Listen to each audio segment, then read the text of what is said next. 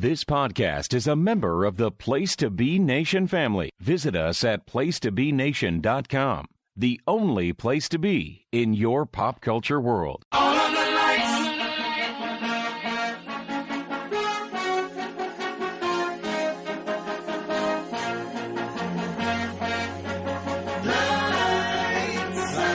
of the lights. Turn up the lights in here, baby.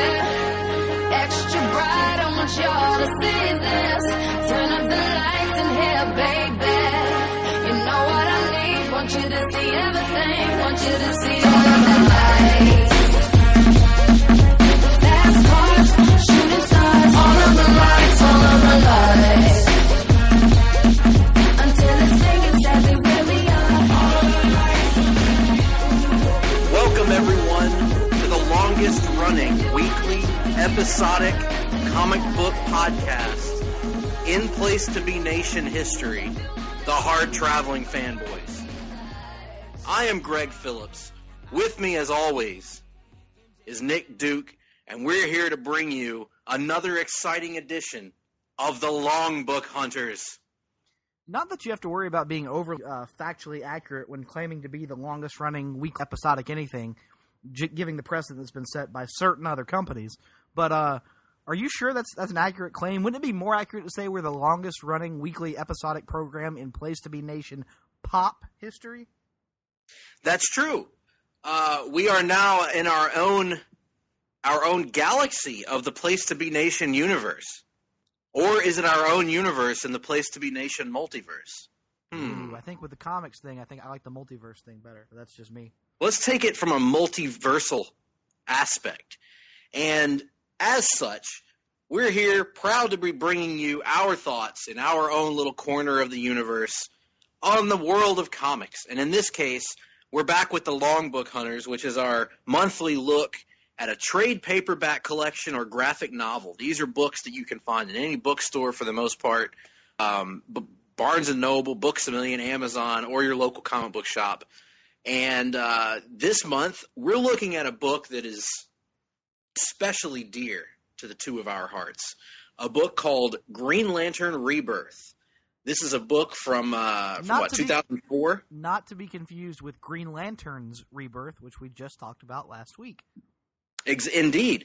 You see, in the midst of all of this talk recently about DC Rebirth, and with good cause, we thought, what better time to go back and revisit the original Rebirth? This was early into Geoff Johns' comic book career, relatively speaking, around 2004, and it marked the return not only of Hal Jordan as the predominant Green Lantern of Earth, but also the return of the Green Lantern Corps and a lot of other things we'll be getting into later in the podcast. We're also really excited because for the first time in Hard-Traveling Fanboys podcast history, we're going to have a guest today. A friend of mine named Jennifer Smith has recently read Green Lantern Rebirth for the very first time, and she's going to have a much different perspective, I would expect, than Nick or I, who read it, almost a decade ago at this point. And she is a pretty new reader of regular DC comics, so it's going to be an interesting thing to hear her perspective compared to people like us who have been in the loop for many, many years and are Green Lantern aficionados of sorts. And Nick, you're going to have a chance to add some particular historic context to this podcast because you have gone through and read a lot of the Silver and Bronze and even modern age Green Lantern books, correct?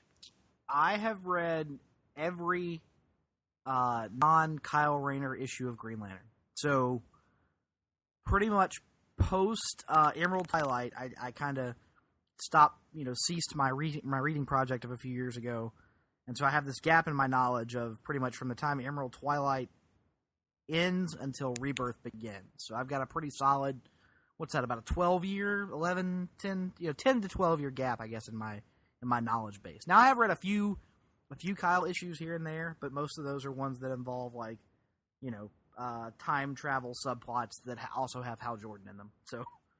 So there's no real room out there for any of you Green Lantern experts to push your glasses up and start to wag your fingers at us because we are coming at it. I'm sure I'll misspeak at some point. So and obviously we're coming at it from more of a view on the totality of Green Lantern than some people that we'll address later that might be coming at it from specifically the Kyle Rayner years. Yeah, and I'm sure there are some humanoids out there who prefer Kyle Rayner to Hal Jordan for whatever reason, that might, take some umbrage with some things we say. Those people don't matter. No, it's like preferring the Nature Boy Buddy Landell to the Nature Boy Ric Flair. I mean, come on. Yeah. There's no comparison, really. But it's like comparing David Flair to Ric Flair is what it's like comparing. Right, yes, rosy cheeks and all. And that blatant bit of trolling is brought to you by, once again, the Hard-Traveling Fanboys. You can hit us up on Twitter, the usual. We'll hit you at the end of it with our Twitter handles. Maybe you'll have forgotten your anger at us by then, Kyle fans. But anyhow, before we get to all that, we're going to start off with our normal run-of-the-mill segment we like to call What You Reading, What You Watching. And I guess to kick it off, speaking of Rebirth. Oh, thank God you're not singing a song this week. No, not this week. Not this week. I have thought, however, about possibly getting you to sing a song in which you'll have to repeat the phrase Telltale Games over and over and over again. So Telltale Games. There we go. So, in any event, I think that we've both been reading a lot of DC Rebirth in the last week, whether it be for this podcast or whether it be just in our normal weekly reading of this new event going on. So this was probably actually my heaviest reading week in a long time, because I not in addition to DC Rebirth stuff, I also made a concerted effort not to get too far behind on my other stuff. So I'm up to date again. So I'm going to let you. I guess we'll start with DC Rebirth stuff, then I'll come in with some brief thoughts on the numerous other things I read this week. Yeah. Well, I mean, first off, we had the second wave, I guess you would say, of DC Rebirth titles this past week. You had Aquaman Rebirth, Flash Rebirth, Wonder Woman Rebirth, and the return to their original numberings of Detective Comics and Action Comics. Did I miss any in there? No, I think that's the whole run. And then we talked about this last week, your thoughts on it, but I also went back this week and read Superman Rebirth from the previous week's release schedule. Yeah, I forgot about that you hadn't read that yet. So that's gonna set us up nicely for that as well. So why don't you start us off talking about that, since we talked about that book last week. What were your thoughts on Superman Rebirth? Just to keep it kind of brief, because we did touch on it pretty heavily last week. We're going to talk about Action Comics here in a minute, and I got to be honest, I thought Action Comics was a much better introduction and jumping on point for new readers, introducing this new status quo of pre-Flashpoint Superman with Lois and John and the challenges he's going to face in Metropolis than Superman Rebirth was. I understand the need, I guess, for kind of a eulogy to the New 52 Superman, but it doesn't really play as a Rebirth title to me very well. So while I think the book was well drawn and I think it was well written, I guess I just didn't understand the need for it, so to speak. So ultimately, I would say it's a good book, but I would also say it feels very out of place in this Rebirth slate, in my opinion. I agree with that. I thought I had the same thoughts when I read Action Comics that you did, because I liked Superman Rebirth for what it was. Like, I appreciated what they were trying to do in a way that addressed the concerns that the pre-Flashpoint fans had about the way their favorite characters were treated. Because remember, we didn't get a send-off for Wally West. We didn't get a send-off for Post-Crisis Superman. We didn't get a send-off for so many of these characters who were started over from ground zero, basically, the original Teen Titans, things like that. So I think that in this case, DC was wise to give a proper farewell to the New 52 Superman, that almost like whatever happened to the Man of Tomorrow back in the 80s gave a farewell to pre-Crisis Superman. Now, this wasn't nearly as good a story as that was, but I understand why they did it. But Action was a way better hook for new readers, in my opinion. It was a way better jumping on point as well, because it immediately sets you up with the status quo going forward of Metropolis, which is pretty interesting. I guess since we're talking Superman, we might as well transition over to that.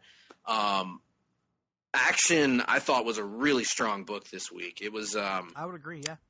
Dan Jurgens writing and Patrick Zurcher on art, who I think both of us have been high on for a while. Yeah, he was on Green Arrow with Ben Percy for a little while, and I was, as you know, very high on that run of Green Arrow. So, big fan of his work that I've seen thus far. That's really probably my only exposure to him, even though I know he's been around a while. But that's more through my own, time constraints and being able to seek out things to read like I should. Right. And this basically sets up what I think is the most interesting new status quo for Superman in a long time, because you've got, and I'm not going to spoil the details of the book, but you've got, as people are calling him, Dad Superman, a mature, married father Superman, who is trying to raise a family and stay hidden, but he's drawn out of hiding in a pretty funny page when his kid sees Lex Luthor on the television screen, and Lex is wearing the S shield that you might have seen at the end of Justice League 50. Lex is now created or been given a suit, basically, that gives him powers enough to be Superman, and he wears the S shield, and he claims to be Metropolis's new hero who's trying to live up to the legacy of the New 52 Superman. So that in and of itself is interesting. Pre-Flashpoint Superman, Dad Superman, if you will, now comes out and makes himself public to say, no, I'm Superman. And then at the same time, you're seeing a reintroduction via the mysterious Mr. Oz character, who we've talked about before, may very well be Ozymandias from The Watchmen. And he's kind of maneuvering things in the background, and we see the return of what appears to be the original incarnation of Doomsday, for lack of a better term. A pre-Flashpoint Doomsday. So it's a pretty interesting conundrum. My favorite part of the issue was the back and forth between Clark and Lex, because Superman only knows Lex from his universe. So to him, Lex Luthor's evil. It doesn't matter what he says. Lex is New 52, for lack of a better term, Lex, and I thought this was one of the most interesting dynamics in the book, because I think there is some question as to, is it possible that Lex is actually being genuine? I don't think he is, but is it possible that he is? And yes, he wants the glory for it, of course, but is it possible that he actually does want to be a hero now after what happened in Justice League? I suppose the story has been written in a way to make you believe that, but me being, a little bit more jaded, I'm always going to assume that Lex Luthor has something up his sleeve. I agree. I that's the way I lean as well, but to the credit of Jurgens and Zurcher, the way he drew it, it's left ambiguous. It's left to the point where, and I feel like maybe one of the ideas of the story is going to be, maybe the pre-Flashpoint Superman is going to be looked down upon by the public. Do you remember the episode of JLU that had Captain Marvel on it? And Lex pretty much manipulated the situation to make it look like Superman was bullying and beating down Captain Marvel, and Lex was actually going straight, basically. And Superman went through and destroyed this low-income housing development that Lex had built because he thought Lex had a bomb in there, and it wasn't a bomb at all. It was like a birthday surprise or something. I don't remember that at all, honestly, but I'll take your word for it that it existed. Yes. Anyway, that's what this reminded me of, is I feel like it's going to be one of those deals where the public might at first not believe that this Superman is who he claims to be because he's too good to be true or whatever, and that Lex is... Well, plus the entire world saw Superman die, so I think there's going to be... Precisely. That whole thing going on. But anyway, I think we both agree it was a really good jumping on point. Are you going to actually jump on to Action Comics, or what's your... I know you've never pulled it in the past. I'm going to try it out for a couple issues before I make a long-term commitment and see how it goes. Want to follow it at least 2 or 3 issues before I make a long-term pull list decision. But I'm intrigued. I'll put it that way. I'm certainly intrigued right now. Yeah, and that one was actually my favorite book of the week. But let's get to your favorite book of the week. And you talked about this a little at length on Seller's Point, the most recent podcast up on PTB and Pop from the comics department. And but tell us a little bit about Aquaman Rebirth, because we both loved this issue. This was Dan Abnett and a couple of artists, Oscar Jimenez and Scott Eaton, I believe, on art. Right. Tell us a little bit about this one. What was it that won the week for you in terms of this book? Just the general approach. As I've discussed before, Dan Abnett's Aquaman is the closest thing to Geoff Johns' Aquaman we've had since then. And I think the main thing that John's Aquaman had that really won me over was a willingness to confront the fact that it's Aquaman. Like, you're going to have people who are going to snicker, and you're going to have people who are going to laugh and make fun and poke, have their little jokes. And so I like the fact that, this Aquaman book confronts that up front. It makes fun of itself. It's not afraid to not take itself seriously at times.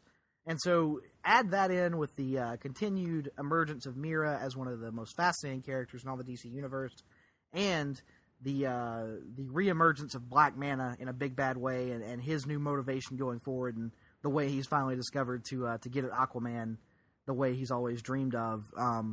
Everything just kind of came together for me, and I thought this was far and away, or I won't say far and away, but it's my favorite book of Rebirth thus far, honestly. Excepting, obviously, DC Universe Rebirth 0, the 80-page special. Right. Now, one of the things that I loved about this, and you touched upon it, is Black Manta has kind of been sitting on the shelf for a couple years now, at least in terms of the Aquaman side. I think he's been in Suicide Squad, if I'm not mistaken. But as far as the Aquaman side goes, he's kind of been on the shelf for a while. Right. So pretty cool. His last major involvement was in Forever Evil. He was in that. Yeah. So it's been pretty cool to see him get a chance to go back out in the spotlight. Looks like that's where we're heading with him as the big bad in this new run, and I love that because I love what Geoff Johns did with Ocean Master, but to me, Black Manta is the Aquaman villain. Right. So he's the Sinestro of the Aquaman universe, basically.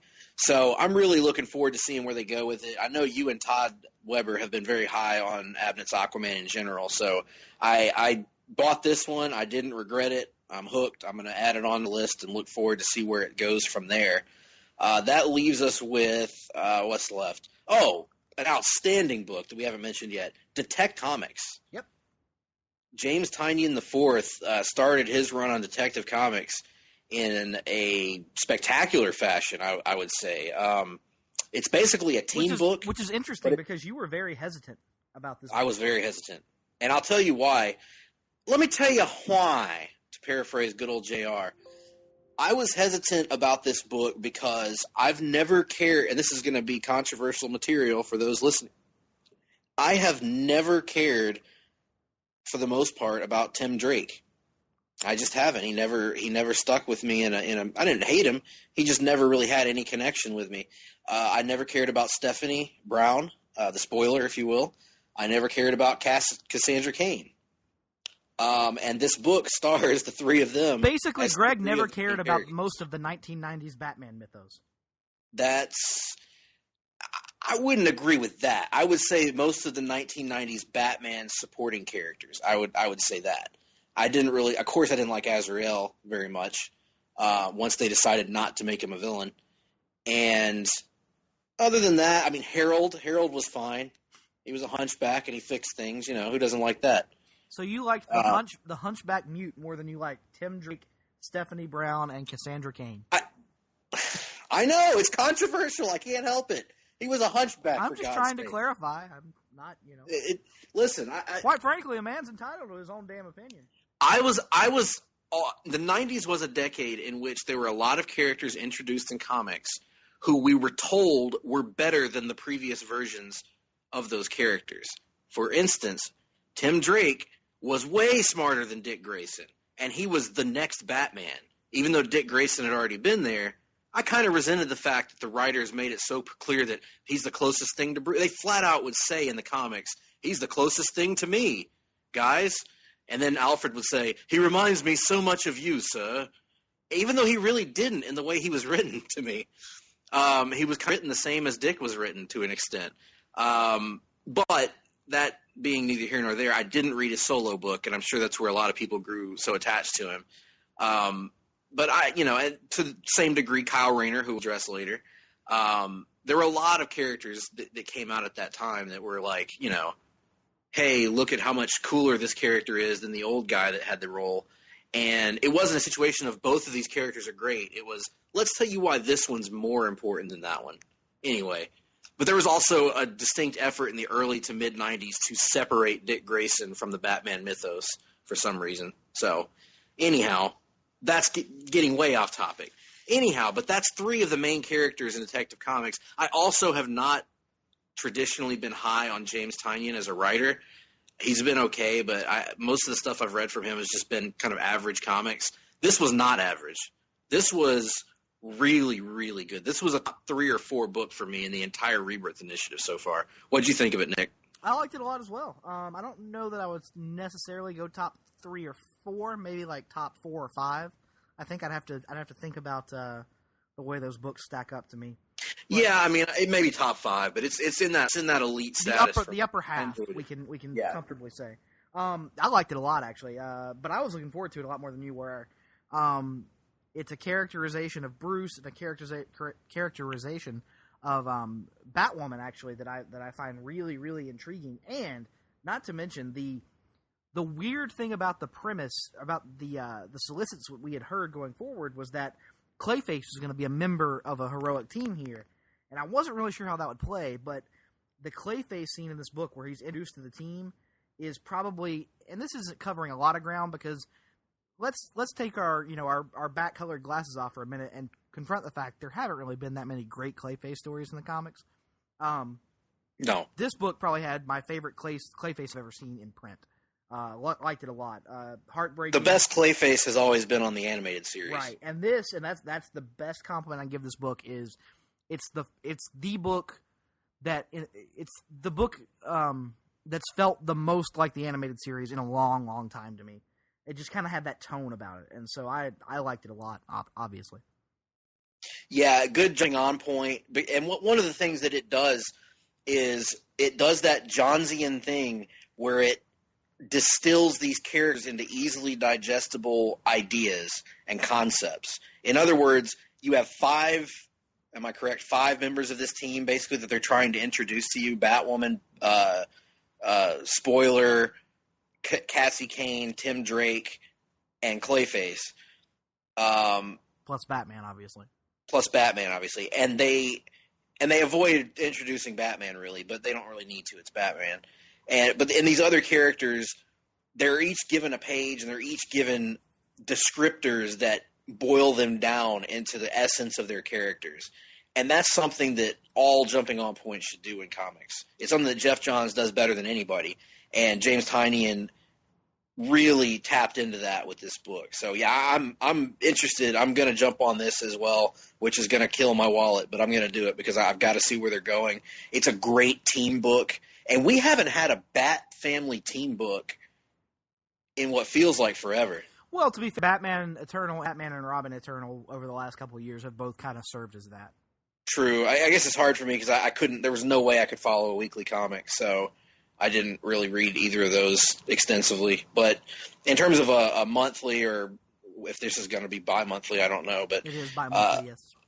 But yeah, so it's been a long time. It's been probably since the Gotham Knights series back in the late 2000s. Or Batman Inc., I guess if you would count that. But that's let's move on. Let's move on to Wonder Woman Rebirth. Greg Rucka's long-awaited return to the character of Diana of Themyscira, Wonder Woman, a book that ties pretty heavily into DCU Rebirth in a way that a lot of the other issues haven't. And also really Justice good League 50 as well. And Justice League 50. Liam Sharp on art, and there was another artist that I don't have handy with me. Actually, I do, and that would be someone with the last name Clark. So, Clark, if you're out there, good job. I don't know the first name. But, yeah, so Rucka's return to Wonder Woman, pretty good success, I would say. I mean, I've seen people complaining that it was very slow, and there's literally not much action in it at all. I mean, only in the first couple pages. But I loved how it tied into the DCU Rebirth issue, because this is a direct address of the conflicting origins of Wonder Woman. That she has these two distinct, or really more than that, but these two distinct modern origins of made from clay, daughter of Zeus. And these two paths do not seem to mash up. So it seems like this new series of Wonder Woman is going to pursue her trying to get to the truth of who she is, what her history is, and the truth about her long-lost brother. So the issue worked for me. Did it work for you? I loved it. Behind Aquaman, I think it's the second best book of Rebirth thus far. I can also see why it would be a divisive book. To me, it's the slowest, and it almost feels the most literary in a way. Like it seems to rest more on the strength of its writing than any of the other books that are here. It doesn't. The art's good, don't get me wrong, but it's not wowing you with images, with evocative splash pages and that kind of things. Because, I mean, 90% of the book is Wonder Woman's interior monologue in her apartment. So it doesn't have a ton of stuff to do that's overly, visually appealing. So, but it worked for me. I found it a great introduction for new readers into just who Wonder Woman is, inside, who she is inside her own head, rather than who she is as an ideal. And I'm very intrigued by the possibility of confronting those conflicting origins going forward, especially, and it makes a lot of sense because, as we've discussed before, Rucka's approach to the bi-monthly shipping schedule is going to be a little bit different in that he's actually going to tell two separate stories that will alternate. He's going to tell a flashback story that's going to be called Wonder Woman Year One, and he's going to tell a present-day story as well. So very interesting to see where he goes going forward.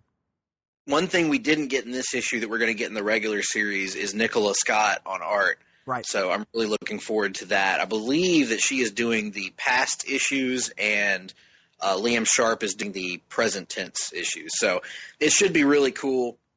Greg Rucka is just money as a writer, especially in the DCU. He knows Wonder Woman better than just about anybody outside of maybe George Perez. So it's going to be fun to see where this all goes. And again, for the first time in my life, I'm sure for the first time in your life, I am actively interested in adding Wonder Woman to my monthly subscription list. So yeah, it's on my subscription list. It's got a place there. It had a place there as soon as Rucka was announced. I was interested in the Azzarello run, but all props to Azzarello, but he ain't no Greg Rucka in my book. So looking forward. Yeah, to no, exactly. And I'd love to read the Azzarello run in trade, but yeah, it's Greg Rucka, man. We've been needing him around for a while, and that leaves us with one last rebirth from this batch, and that was the Flash rebirth, which I thought was probably the weakest of this week's rebirth. I think it was better than Batman Rebirth, but that was from last week. It's still not bad, though. I mean, that's the thing. We haven't read a bad book in this bunch, folks. Right. It was still a good book. It's just, for me, the art was kind of... It was strange at times. Weird. Yeah. There was like a weird left-handed handshake at one point, and just some weird perspective stuff going on. But as a story, it was fine. I mean, it was good. It really redefined the Barry Allen and Bruce Wayne relationship in a way that I thought was really cool, that I haven't seen before. Have you seen that kind of take on their relationship? No, because while Barry is a crime scene investigator and is something of a scientist, he's never been presented, from what I've been able to tell anyway, as being a detective or a scientist on Bruce's level. And this felt like Bruce treating Barry as an equal in that regard, and so that was really interesting. And you're right, the Batman and Flash stuff that was in here was really, really interesting to me. The problem was it wasn't enough of the book, in my opinion. I loved everything in this book that was dealing directly with either Wally West that came straight out of CU Rebirth, or dealing with Batman and the mystery of the comedian pen and everything. Mm-hmm. But the first pretty much like 60% of the book, I just kind of was waiting for it to get going. And that's not to say it's bad. It just was somewhat uninteresting to me. But that last 40% made up for that in a big, huge way. I would agree with that criticism. I thought the first few pages were pretty boring. I wasn't really interested in the murder mystery at the beginning. But overall, a solid issue. It got better as it went. Again, the interactions between the established characters were what was interesting. And the interactions with the random cop characters, not so much. And I think for people that watch the TV show, it almost felt like treading over ground that we've seen before. Very familiar ground, yeah. Yeah, but that's fine. It's a jumping on point for new people, and I think it was a cool little hook. And I'm interested because I think that not enough writers have played up Barry's detective elements when he's around the Justice League, because it feels like when he's around the Justice League, he's kind of almost in a support role or in a comedic relief role, and not enough writers have focused on the fact that he is a professional investigator. It's weird because outside of Geoff Johns, I feel like people who write the League in recent years still write Barry as if he's Wally, in a way. Yeah. Like using him for that comedic relief role, which was never really Barry's deal in the past. Well, real quick, give us a rundown of what else you've been reading that week. That's pretty much all I've been on. So what have you? Give us a little bullet point of what you've been reading. I got a little stack, and I'll go through them pretty quick. Mostly Marvel stuff, but a couple DC things I was running behind on. Spider-Man #4, that's the Miles Morales book. Picked up the new issue of that. Kind of moves forward their plot, which is dealing with Hammerhead and Black Cat and Electro kind of aligning together to take on Miles Morales for reasons as yet unrevealed. Interesting way to move it forward. Also got a pretty cool revelation with Miles and his best friend Ganke that should be interesting in terms of how those characters interact going forward. Invincible Iron Man #10, which was encapsulates a lot of my issues with the way that the publishing schedule for Civil War II has been laid out, because this book is marketed as The Road to Civil War, and it came out the same week as Civil War II #1, which would technically mean the road to Civil War II has already gotten here, especially considering at Free Comic Book Day we saw the opening salvo in Civil War II. So that's neither here nor there. Sinestro 23, the last issue of Sinestro in the New 52. Liked the book. You know, I've talked up Sinestro a lot on here. Gotta say though, this one felt really abrupt, like it was rushing a lot of stuff. And just kind of, at the end, it just kind of ended without a lot of resolution or a lot of clear motivation for Sinestro to be moving back into an antagonistic role with the Green Lantern Corps. So, don't really know what that is going forward. Guess we'll have to pick up Hal Jordan and the Green Lantern Corps to get the rest of that story.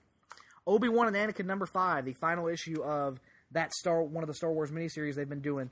This book has been good, but ultimately a little bit of a disappointment, because I've always thought that period of Anakin's life before Episode 2, the period in between Episode 1 and 2, was some really interesting stuff, or interesting material to be mined, I should say.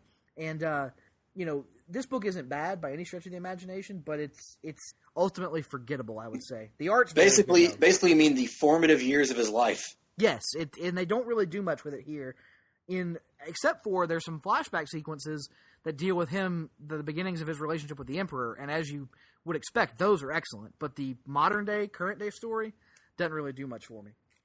Green Lantern Corps Edge of Oblivion 6. A decent book that ends in the most cookie cutter way you would imagine, where the Corps just magically hops through a rift back into our dimension with no real explanation of how it got there, and it's just a kind of a convenient Deus Ex Machina, in my opinion.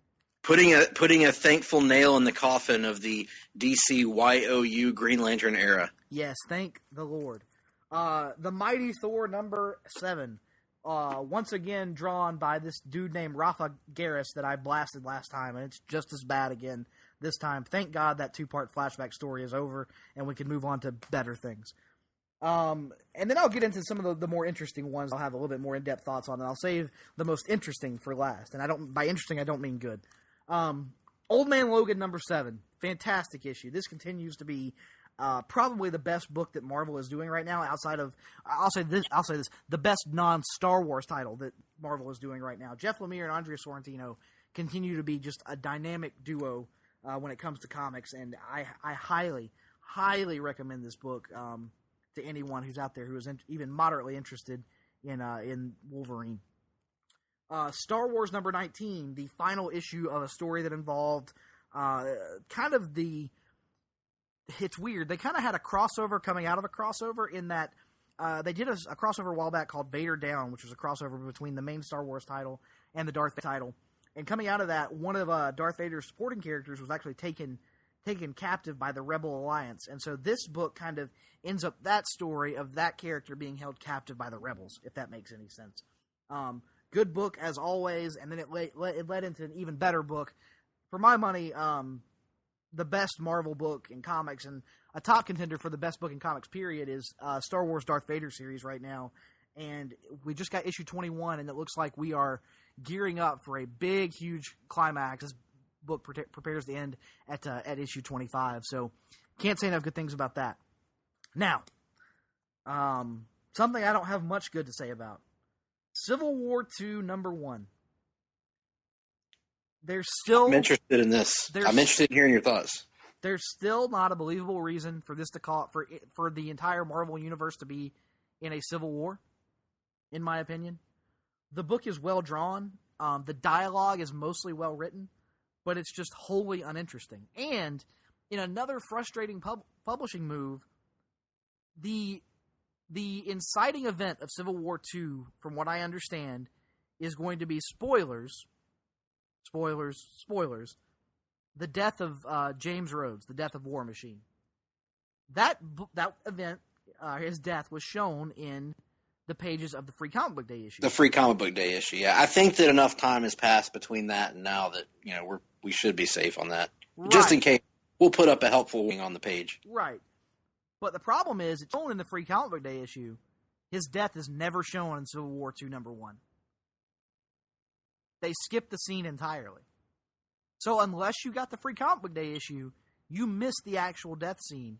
They go from before the climactic showdown with Thanos that we saw in that issue to the aftermath of it, and do not really make much reference to what happened. Is there any better context given to why it happened?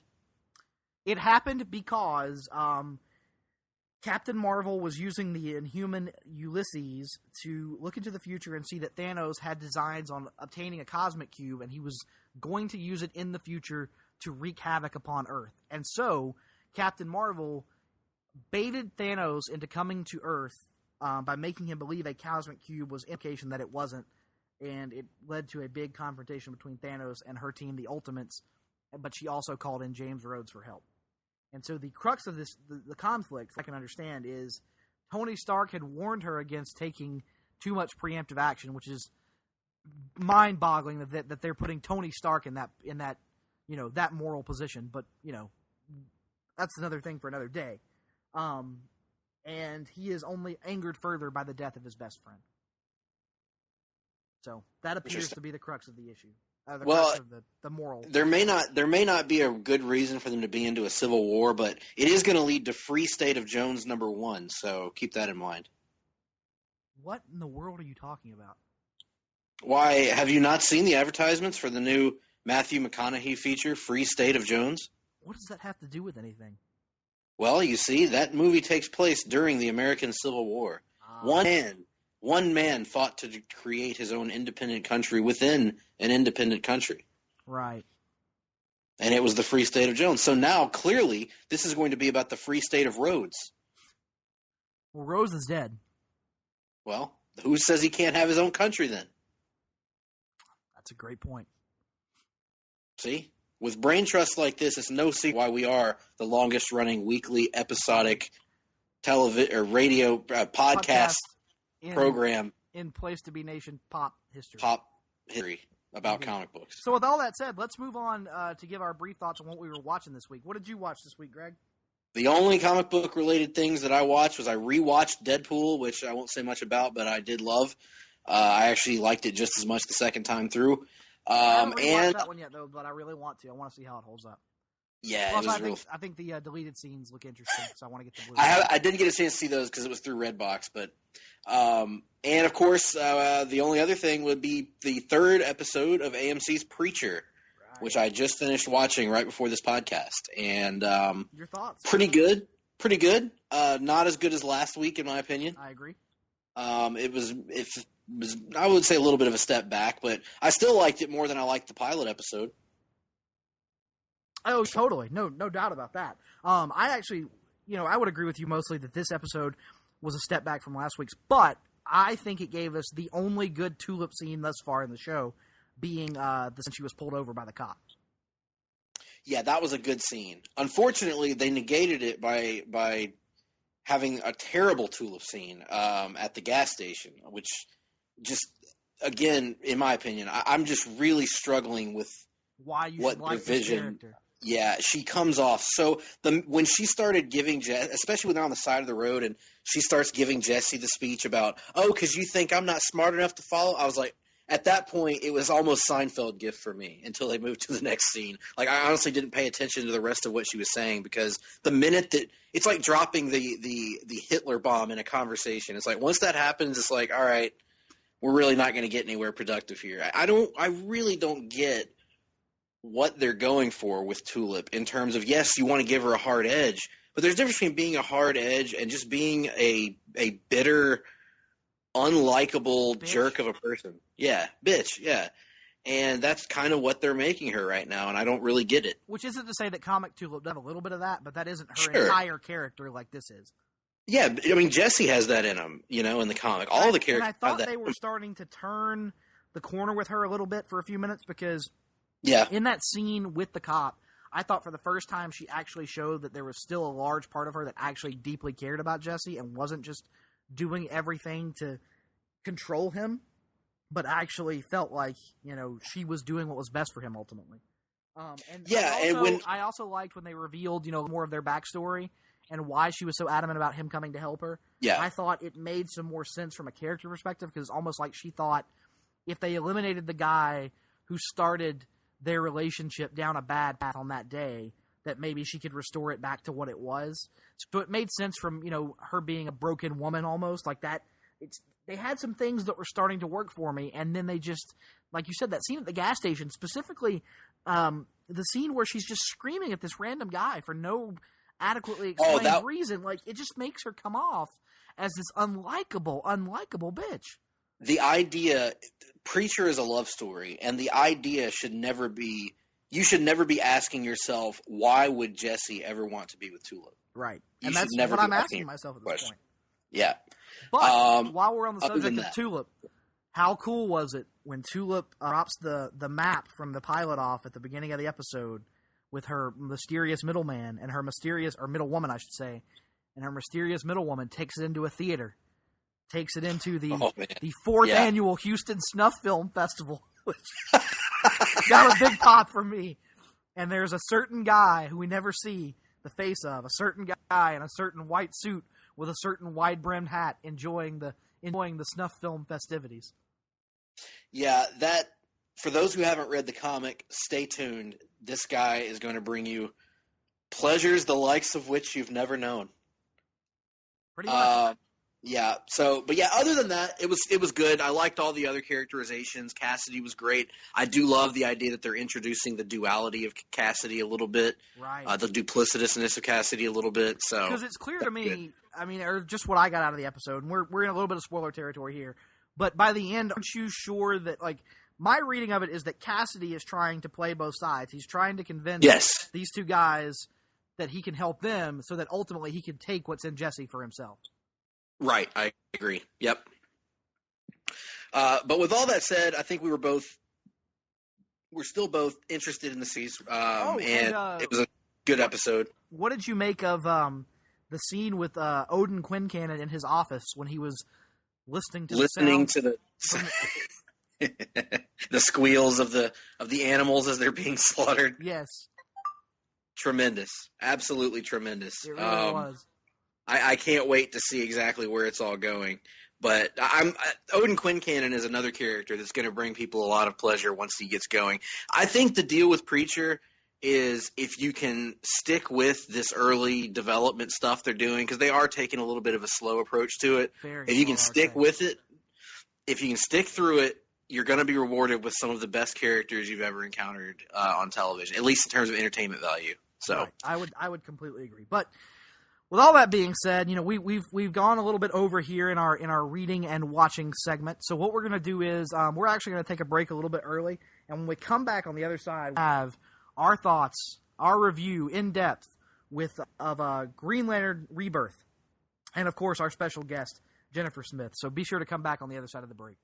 After these messages, we'll be right back. Promotional consideration paid for by the following. What's up, everybody? This is Kevin Kelly. Make sure you check out every episode of The Kevin Kelly Show right here on the Place to Be Nation. PlaceToBeNation.com. The Kevin Kelly Show. Every episode is a winner. At least we hope. Place to Be Nation's Justin Rosero here. In addition to The Kevin Kelly Show, we have a ton of great podcasts available to you on iTunes, Stitcher, Google Play, and PlaceToBeNation.com. And we now offer them to you on two great feeds as well. On the Place to Be podcast feed, you can check out Scott Criscolo and me on the Mothership, the Place to Be podcast, with our famous Vintage Vault pay-per-view reviews. PTBN also covers current day wrestling with clotheslines and headlines, main event, Mission Indy Possible, in our monthly pay-per-view reaction shows with immediate feedback on WWE, NXT, and Ring of Honor Super shows. Relive Wrestling's past with our monthly pay-per-view rewind series led by Ben Morse, and the Dangerous Alliance Wrestling podcast as we dive into various subjects in the form of exercises and games. We also have sports covered too with the Sports Lounge, the TJ McClune Show, and NBA Team Podcast. On our brand new PTB Pop podcast feed, we offer great shows such as the Glenn Butler Podcast Hour Spectacular, Rank and File, Lucha Undead, as well as a veritable podcast heaven for comics fans with the Hard-Traveling Fanboys, Sellers Points, Todd Weber's Conversation, and Imaginary Stories. Subscribe to both feeds on iTunes and be sure to rate and leave feedback as well. All of these shows are available on PlayStation.com, where we cover pro wrestling, sports, movies, comics, plus tournaments and more. Be sure to check out on the right-hand side of the site for details on how to support the site when you shop at Amazon and download our free Place to Be Vintage Vault Refresh ebooks. We also want to thank our friends at Bonehead's Wing Bar in West Warwick, Rhode Island, and Fall River, Massachusetts, and Scott Keats' blog of Doom. Be sure to follow us on Facebook, Twitter, Instagram, and Tumblr as well. PlaceToBeNation.com, the only place to be in your pop culture world. This is Parv, and I'm here to tell you to listen and subscribe to the Pro Wrestling Only Place to Be Nation podcast network. That's the PWO PTBN podcast network, where you'll find a ton of in-depth shows done by hardcore fans. We've got Chris Zellner's 1-2 punch of Exile on Bad Street, and with David Bixenspan, a smash hit Between the Sheets. We've got Wrestling Culture with Dylan Hales and Dave Musgrave, Goodwill Wrestling and the reaction shows with Good Old Will from Texas. We got This Week in Wrestling with my man Pete and Johnny Sorrow, Stephen Graham and Tim Livingston's Pro Wrestling Super Show, Tag Teams Back Again with Kelly and Marty Sleaze, and a ton of other great shows too. And of course there's Titans of Wrestling and Where the Big Boys Play with yours truly and some dude from down south called Chad. PWO PTBN Podcast Network. Wrestling Fanboys Longbook Hunters podcast on Green Lantern Rebirth. We went a little long on our reading watching, as Nick mentioned before the break, but that's just how hyped we were to talk about how great Rebirth was and how great Old Man Logan was and how very bad Civil War II has been. Come on, dude. Old Man Logan was like 30 seconds of that. Don't put that on me. No, I'm not. I'm just saying. And we also talked a lot about Preacher and the characterization of Tulip and also the weird, characters on the side that are coming in. So all that being said, we're going to get to a universe that has its share of weird characters, Green Lantern. And joining us this week for the very first time is a special guest on our Hard-Traveling Fanboys podcast. So perhaps we need to rename it the Hard-Traveling Fan People podcast this week, because we have Jennifer Smith joining us. Jennifer is a friend of mine, and she has just recently read this book for the first time. But Jennifer, say hello to the people out there and tell them a little bit about yourself and your history with comic books. Well, hello to the people. I consider myself a girl of the fanboys, so I appreciate you guys having me. Like you said, I'm new to this, but not new to love of characters. I guess like a lot of people that I know, I watched, the X-Men animated series and the Batman animated series when I was young. Batman is my favorite, so of course, that's because you're an intelligent human being. That's why. Well, obviously. And I always just loved superheroes. I watched all the Batman movies. I watched, starting with Iron Man, everything that came out. I was always there. When The Walking Dead got popular, that's pretty much when I started picking up comic books. Of course, I'm way too impatient to read anything week to week or month to month. So I waited until the whole compendiums got collected. I have all three of those. Oh, wow. Yeah. Russell actually just lent me the first compendium. So we're going to try to do a long book hunt on that at some point in the distant future when we have time to read it. We are actually planning, and this is a ways down the road, so we don't want to tease too much. The month of October is actually going to be Walking Dead month. All four of our shows are going to be Walking Dead related that month, is the current plan anyway. So we'll see if that actually comes to fruition or not. We might need to have you back on since you've been a Walking Dead fan from pretty much day one. Right. Yeah, pretty much. Yep. And from what Greg tells me, you've got a little one there at home. So have you mentioned the animated series. Have you tried introducing him to Batman or X-Men? it's funny. My child is one of those oddities where he thinks even superheroes are too mainstream. He's like a weird little boy. He loves YouTube videos, obscure things like that. So he's, he knows I love it. He watched a little bit of Young Justice with me last night. All right. And I really enjoyed telling him who all the characters were and what they were doing, and he sat and watched with me for a little bit. I was very proud of him. Yeah, Hopefully, as he gets older, he might get into it more. Yeah, I can understand that. I've got 2 girls at home, but mine are young. I've got a 2-year-old and a 9-month-old, and the 2-year-old is starting to watch the Batman the Animated Series, and it actually holds her attention more than I thought it would. So, trying to start her young, but we'll see how that goes going forward. That's good. I'm glad. My little niece just turned 5, and she loves Batman, and I bought her all Batman stuff for her birthday. I'm trying to at least get one of these children something hooked on something that I love. Well, ours, what's great for parents of little girls now is that, especially from the DC side, Target now had DC Superhero Girls line, which is it's a line of superhero stuff exclusively aimed at young girls. And it's great because it's the first time there's ever really been anything like that. So my Olivia has she's got a Batgirl, she's got a Harley Quinn, she's got a Wonder Woman, she's got a Wonder Woman shield, she's got a lot of stuff, but she carries that Wonder Woman around pretty frequently. So that's kind of cool to see. I love that stuff at Target. I spent half a day in there just geeking out, wanting to buy all of those dolls. Yeah. Yeah, and not even for a kid, but for ourselves. That's the thing. Yes. I was like, I can't spend $100 on these for myself. I gotta be honest, looking at both of them in the toy aisle, the Girl utility belt from that line is actually a lot cooler and a lot more detailed than the Batman utility belt from the boy aisle. It has more compartments and it actually looks more like a functional utility belt than the boy version does. So that's kind of cool. But I love the way they make Batgirl look. Yeah, it's a great look, and I'm she's only 2, so she's not reading or anything yet. But when they did Free Comic Book Day, they had a Superhero Girls issue, and so I grabbed that for her, and she walked around with, looked through it as long as it could hold up to the to the rigor of a 2-year-old, because paperback floppy comic, it fell apart pretty quickly. But she had it for a couple days, so. But we're getting kind of off topic here. So, Greg, you want to focus us back on Green Lantern? Yeah. Well, Jennifer, tell us a little bit about your history with Green Lantern. You're coming into this. Nick and I have been Green Lantern fans since we were in college, which has been, God help us, for me about 10 years, and for Nick about 8 years. My first Green Lantern comic was the summer of 2007. I told you I'll never forget it. So that's 9 years at this point, something like that. Yeah, almost exactly 9 years, because it would have been during summer vacation after my freshman year of college. So that would have been, that'd have been 9 years ago, almost exactly.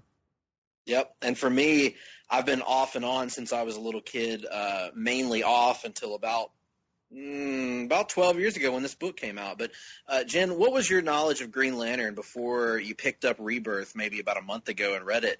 What was your exposure to Green Lantern, and where were you coming into this as a fan?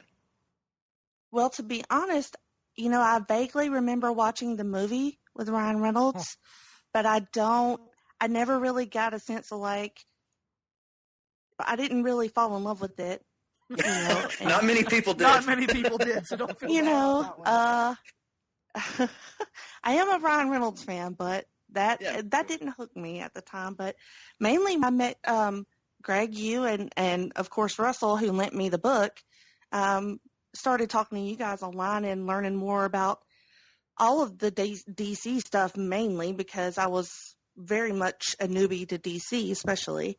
I didn't really have a whole lot of knowledge or anything until Russell was like, read this book. And then that was pretty much the beginning. So it hasn't been long at all. Yeah, no, it's funny you mentioned that Russell lent you the book and that's kind of started your love of it, because I actually lent Russell the book and started his love of the Green Lantern mythos back when we were in college. It would have been probably around 2005. I would have been, what would I have been, a junior at that point.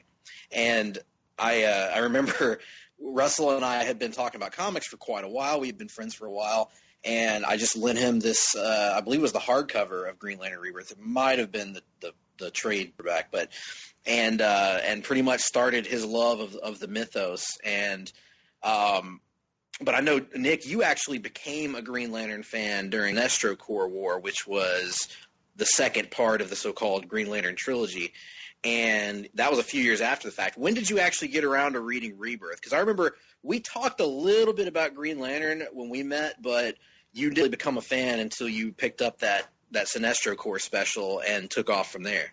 Right. So my experience with it was, as I said, freshman year of college, I come back, and my freshman year of college was kind of informative for me in terms of my comic fandom because it was the first full calendar year of my life that I had a pull list. This also happened to be around the same time as Marvel was doing Civil War, which was kind of my foray into the major Marvel universe. And at that point in time, I was only reading Ultimate Marvel books, the Civil War stuff, and then on the DC side, I was only reading Detective Comics and Batman. And so, I've told the story before, but I'll tell it again in brief. I came home from college, came home for my summer break after my freshman year and was hanging out with some of my friends from high school, one of whom, Blake Davis, if he listens to this, I don't know if he will or not, but he actually, which in a cool nod or a cool tie-in to our other geeky obsession, he was going to school at Full Sail down in Orlando, which is now the home of the WWE Performance Center and NXT and all that kind of stuff. But this was back in the days before that. He was going to school for video game design down there. And he was living close to what is widely regarded now. Like, if you look at these sorts of rankings and stuff, whenever they're ranked in various comic guides and whatnot, he was living close to what is considered by many to be one of, if not the best, comic book shops in this country. It's called A Comic Shop in Orlando. And when Sinestro Corps War, the one-shot that kicked off the event, came out, Ethan Van Sciver, the artist, actually came down and did a signing at that shop. And so my buddy, who wasn't reading Green Lantern at the time, wasn't really much of a Green Lantern fan. He was reading mostly, like me, mostly Marvel stuff. He was like, well, I mean, I buy the book for cover price and I get the autograph for free. I might as well. And so he went to the signing, got the book, read it, and absolutely loved it. And like when I saw him that summer, he was like, man, I know you don't read a whole lot of DC stuff. You got to read this. You got to read this. And so hung out at his place for a weekend, and everybody else kind of fell asleep a little early, and so I pulled the book out, and actually the first Green Lantern comic I ever read in my life was an autographed copy of Sinestro Corps War, the one-shot special that kicked it off. And I mean, like, I was hooked from that moment on. I told him the next day, I was like, dude, I don't understand a single thing that's going on, but I know I love it. And immediately went into... That's how I felt, too. Yeah, immediately went into Empire Comics and Enterprise, back when it was still running. The next week, it was like, hey, man, whatever the Sinestro Corps War thing is, I want it. I want it. And so I got that added to my pull list. And then once Sinestro Corps ended, Kelly, recommended some other things for me to read. And obviously, tops on that list was Rebirth. And I was able to pick up the trade paperback from him at that point. So that's kind of how I read Rebirth for the first time. And I got to be honest, kind of like Sinestro Corps War, the first time I read it, I loved Rebirth, obviously, but I didn't have that greater knowledge with the DC Universe. I didn't understand why characters like Green Arrow were heavily involved in this book. I didn't understand who Sinestro, or what Sinestro's deal was, other than the fact that he had been in Sinestro Corps War. I didn't understand, the idea of Kyle being the only Green Lantern. There were a lot of things that were foreign to me, but it didn't prevent me from enjoying the book at all at the time. And obviously, in the years since, with each a subsequent reread, it just... it gets better and better because I know so much more about that history. Yeah, now that's an interesting point that we're going to get into a little bit later, because it is a book that is steeped in history, and I'm interested to see, particularly from you, Jennifer, how that affected your read of it. But before we get to that, I'll explain where I came into Rebirth, or why I came into Rebirth, because the story has been told in our columns many times and in our podcasts about how I was a huge comic fan growing up, and then around 1997, I stopped reading, and I didn't read a comic. I mean, I picked up some here or there maybe, but I didn't read comics regularly for 5-6 years after that. Right at about 5 years, I guess. And I came back for the Batman Hush storyline. And at that point, I started buying Batman trades. And I was only keeping up with Batman.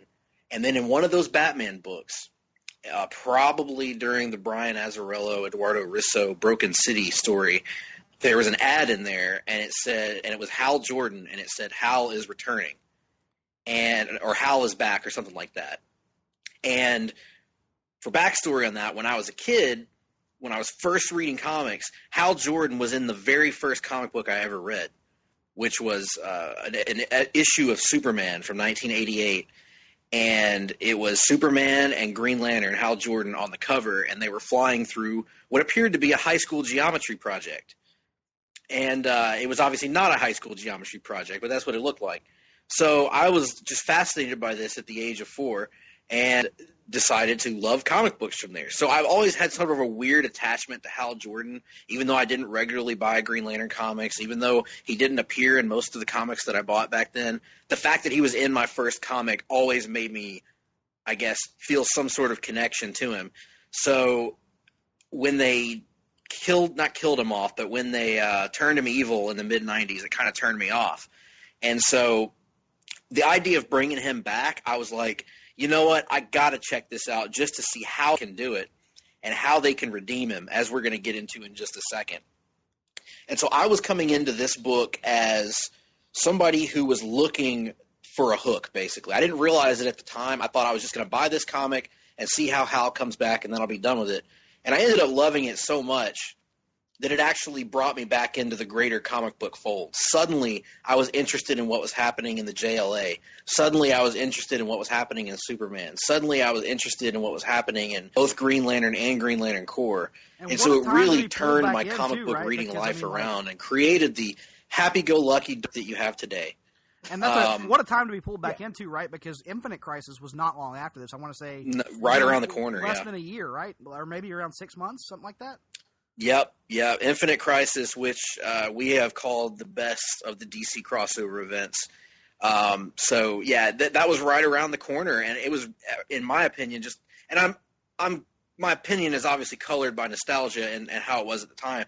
To me, it's the most exciting time in DC history. Like, it was such a whirlwind of great creative runs at the same time. But before we get into the actual meat of this story, Green Lantern Rebirth, Nick, you have actually read, as we mentioned earlier, every Green Lantern story starring Hal Jordan. I think that's accurate. Yeah. Yeah. I mean, I'm sure there's one or two here or there I missed, or there may be a random issue where he crossed over with the Legion of Superheroes or the All-Star Squadron or something like that I out of, general lack of interest in the Legion of Superheroes or the All-Star Squadron. But, yeah, mostly, I would say. Now, let's put this into historical perspective in terms of what Green Lantern Rebirth represented and why it was a big deal. Because to readers today, it probably seems like, well, what's the big deal? Hal Jordan's been Green Lantern. As far as we've known, he was Green Lantern in the movie. What's the big deal? We know how the Corps works. But it was not that way for quite a long time. For a period of 10 years, 11 years, the Green Lantern mythos was really shaken up. Right.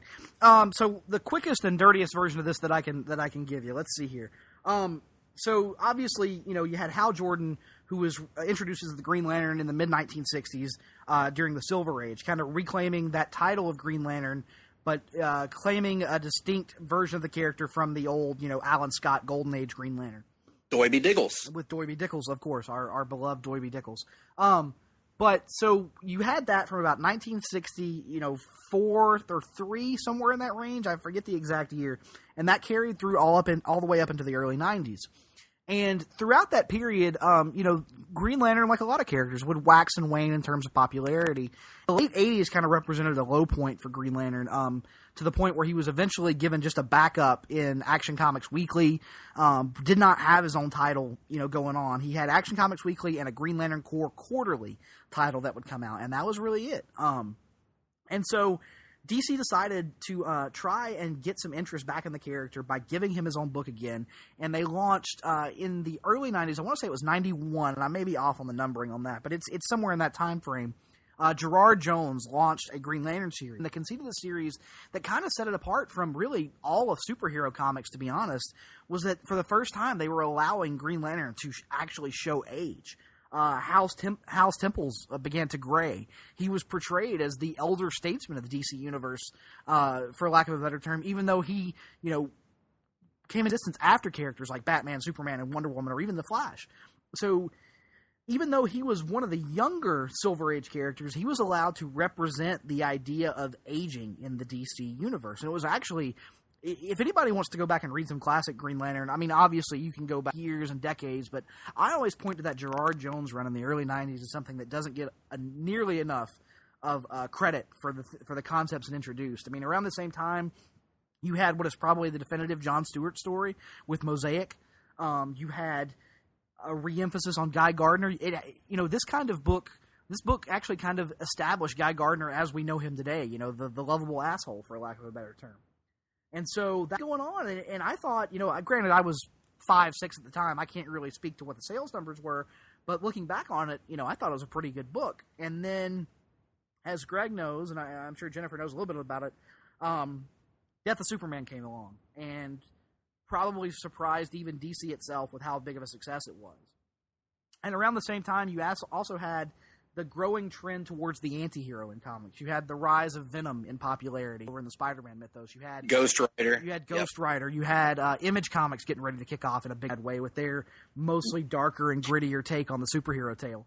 And so, even in DC, Lobo was at his peak in terms of popularity. Lobo. And so all of these factors kind of came together. And so you had Death of Superman. You also had Nightfall over in Batman with Bane breaking Batman's back and, Batman being replaced by a very edgy, very 90s, for lack of a better term, extreme version of the character. And so DC started kind of looking around and going, well, what other characters can we revamp? What other characters can we shake up?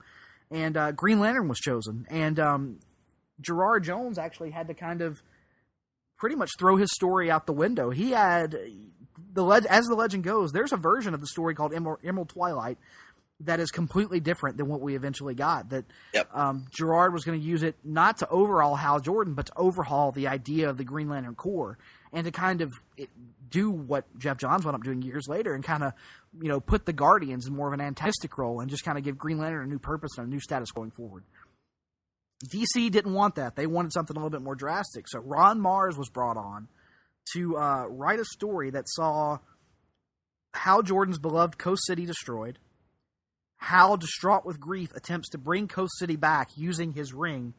The Guardians tell him he can't rebuild his city because it's using his ring for personal gain, and they warn him that he will be stripped of the ring if he doesn't comply with their order. This sets him off on a rage, and Hal Jordan tears across the universe to Oa to have a face-to-face with the Guardians, beating down and murdering countless Green Lanterns along the way, all leading up to this big blow-off at Oa, where the Guardians, take the nuclear option of releasing Sinestro from his prison to battle Hal Jordan, and Hal winds up breaking Sinestro's neck on panel, and then, stepping into the central power battery and absorbing all the power for himself, in the process becoming a character known as Parallax, which was then presented as a big, huge villain going forward. In the midst of all this, you had the Guardian Ganthet, who took the one remaining Green Lantern ring that Hal had not absorbed into himself, and he whisked it away to Earth and gave it to the first Earthling he came across, and that, of course, being Kyle, which set up Kyle Rayner as the only Green Lantern in the universe going forward. And so you had Hal as kind of a villain for a little while in events like, I believe it was Final Night, Greg, is that correct? Yes, that's correct. And also Zero Hour. He was the main villain in Zero Hour, if I remember correctly. Wherein the conceit was that he was attempting to turn back time in an effort to restore Coast City and put the universe back the way he thought it should be. And so eventually in the event Final Night, Hal Jordan, something happens and the sun is about to be extinguished, and everyone in the universe die as a result of the sun being extinguished. And Hal, in a final act of heroism, sacrifices himself, throwing himself into the sun and using his power as Parallax to reignite the sun. And for the most part, with the exception of a few little time travel and alternate universe stories here and there in the intervening years, that was the last we saw of Hal Jordan for the better part of 8 or 9 years. Well, yeah, except for that important era that we're about to bring up, because actually one of Geoff Johns' very first assignments for DC Comics was a story called, I'm going to get the name wrong. Was it The Day of Judgment, I believe was the name of it? Yes, Day of Judgment. Yeah. And not one of Geoff's best works, let's be honest, but the overall result of it was at the end of this book, it was an attempt to somehow, in some way, start the path of redeeming Hal Jordan. before Geoff really had the power to do that. So what they did was they actually made Hal Jordan the new host of the Spectre, who in DC Comics, the Spectre is literally God's wrath, and he inhabits a human host, traditionally a human host, and the human host grounds him to keep him from going, insane. But he goes out and he punishes those who deserve punishing, basically. So Hal was the Spectre, and he popped up in Kevin Smith's Green Arrow a couple times in a pretty notable. He also popped up in Geoff Johns' Flash run to help out Wally West in a pretty major way as well. That all sets the stage for for Green Lantern Rebirth. And what Green Lantern Rebirth was basically attempting to do was, you have to keep in mind, you'd had Kyle Rayner as the sole Green Lantern for years. And there had been a few flirtations with new Green Lanterns. Like, I think Kyle gave a ring to Jade, his girlfriend at the time. I believe John Stewart had a ring given to him by Kyle and was able to join the Justice League. But there were still maybe, if you wanted to be generous, you could say there were 2 or 3 Green Lanterns left. I think at some point John got a ring again, John Stewart, and I believe Kilowog had one out there in the cosmos. But those were really the only 2 classic Green Lantern characters who had the ring. The central power battery was mostly powered down. It was a very barren universe in terms of Green Lanterns. When you went from what used to be a force that had a protector in every corner of the universe, now you got 3 or 4 people, really just one that has the most of the power. The other 2 have surrogate rings, basically. And what Rebirth was trying to do was bring back Hal Jordan and bring him back to a prominent position. In most people's opinions, he shouldn't have been taken out from so unceremoniously. I think the problem that fans of the mythos had was not so much that Hal was removed as Green Lantern in the main title, it was that it was done in a way that felt so out of character, in terms of, you don't just take him out of the book, you make him the most evil person in the galaxy. And so this was attempting to restore Hal Jordan, but more importantly, restore the idea of the Green Lantern Corps. Because one of the things we've talked about in the past is it's important to maintain what makes characters and concepts unique in the world of comics. Because there are so many Superman knockoffs, so many Batman knockoffs, so many Spider-Man knockoffs. What made Green Lantern different was it's an intergalactic police force. It's built on the idea of teamwork on a galactic scale. The fact that if you don't like Hal Jordan, well, there's John Stewart. If you don't like John Stewart, there's Guy Gardner. If you don't like Guy Gardner, there's Kyle Rayner. If you don't like Kyle, there's Kat Matui or Kilowog or Stell or all these incredible Green Lantern characters, Tomar Ray or Tomar 2. So many incredible alien Green Lantern characters, all these fantastic worlds. And all of that felt like it was missing in the DC universe, which is a recurring theme in Geoff Johns' Rebirth titles. Is there's always this feeling that something's missing and he's trying to restore it.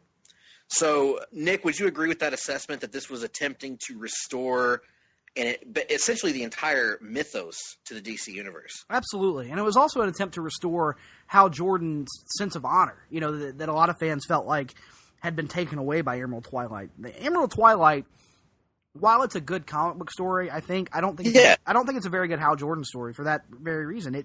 It never builds to that moment for Hal. It just kind of comes out of nowhere and doesn't make any sense when it happens.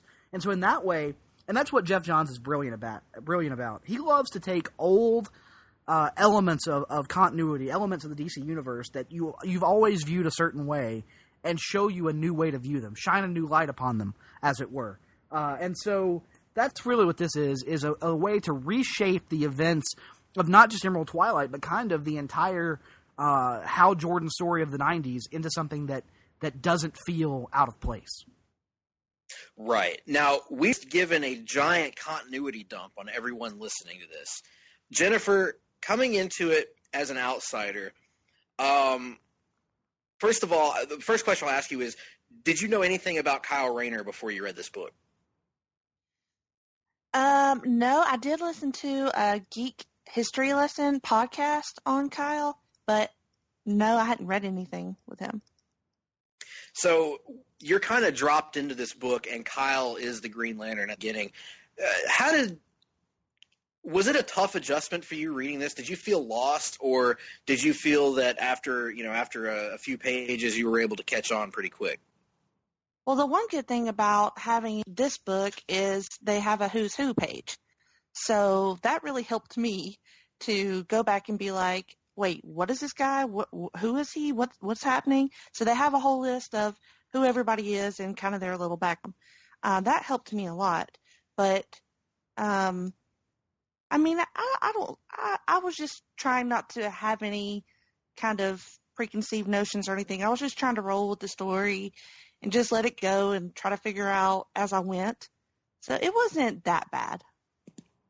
Well, cool. I'm glad. The Basil exposition method of, I suggest you just try to not think about it and try to enjoy the movie. Exactly. I think that worked for me.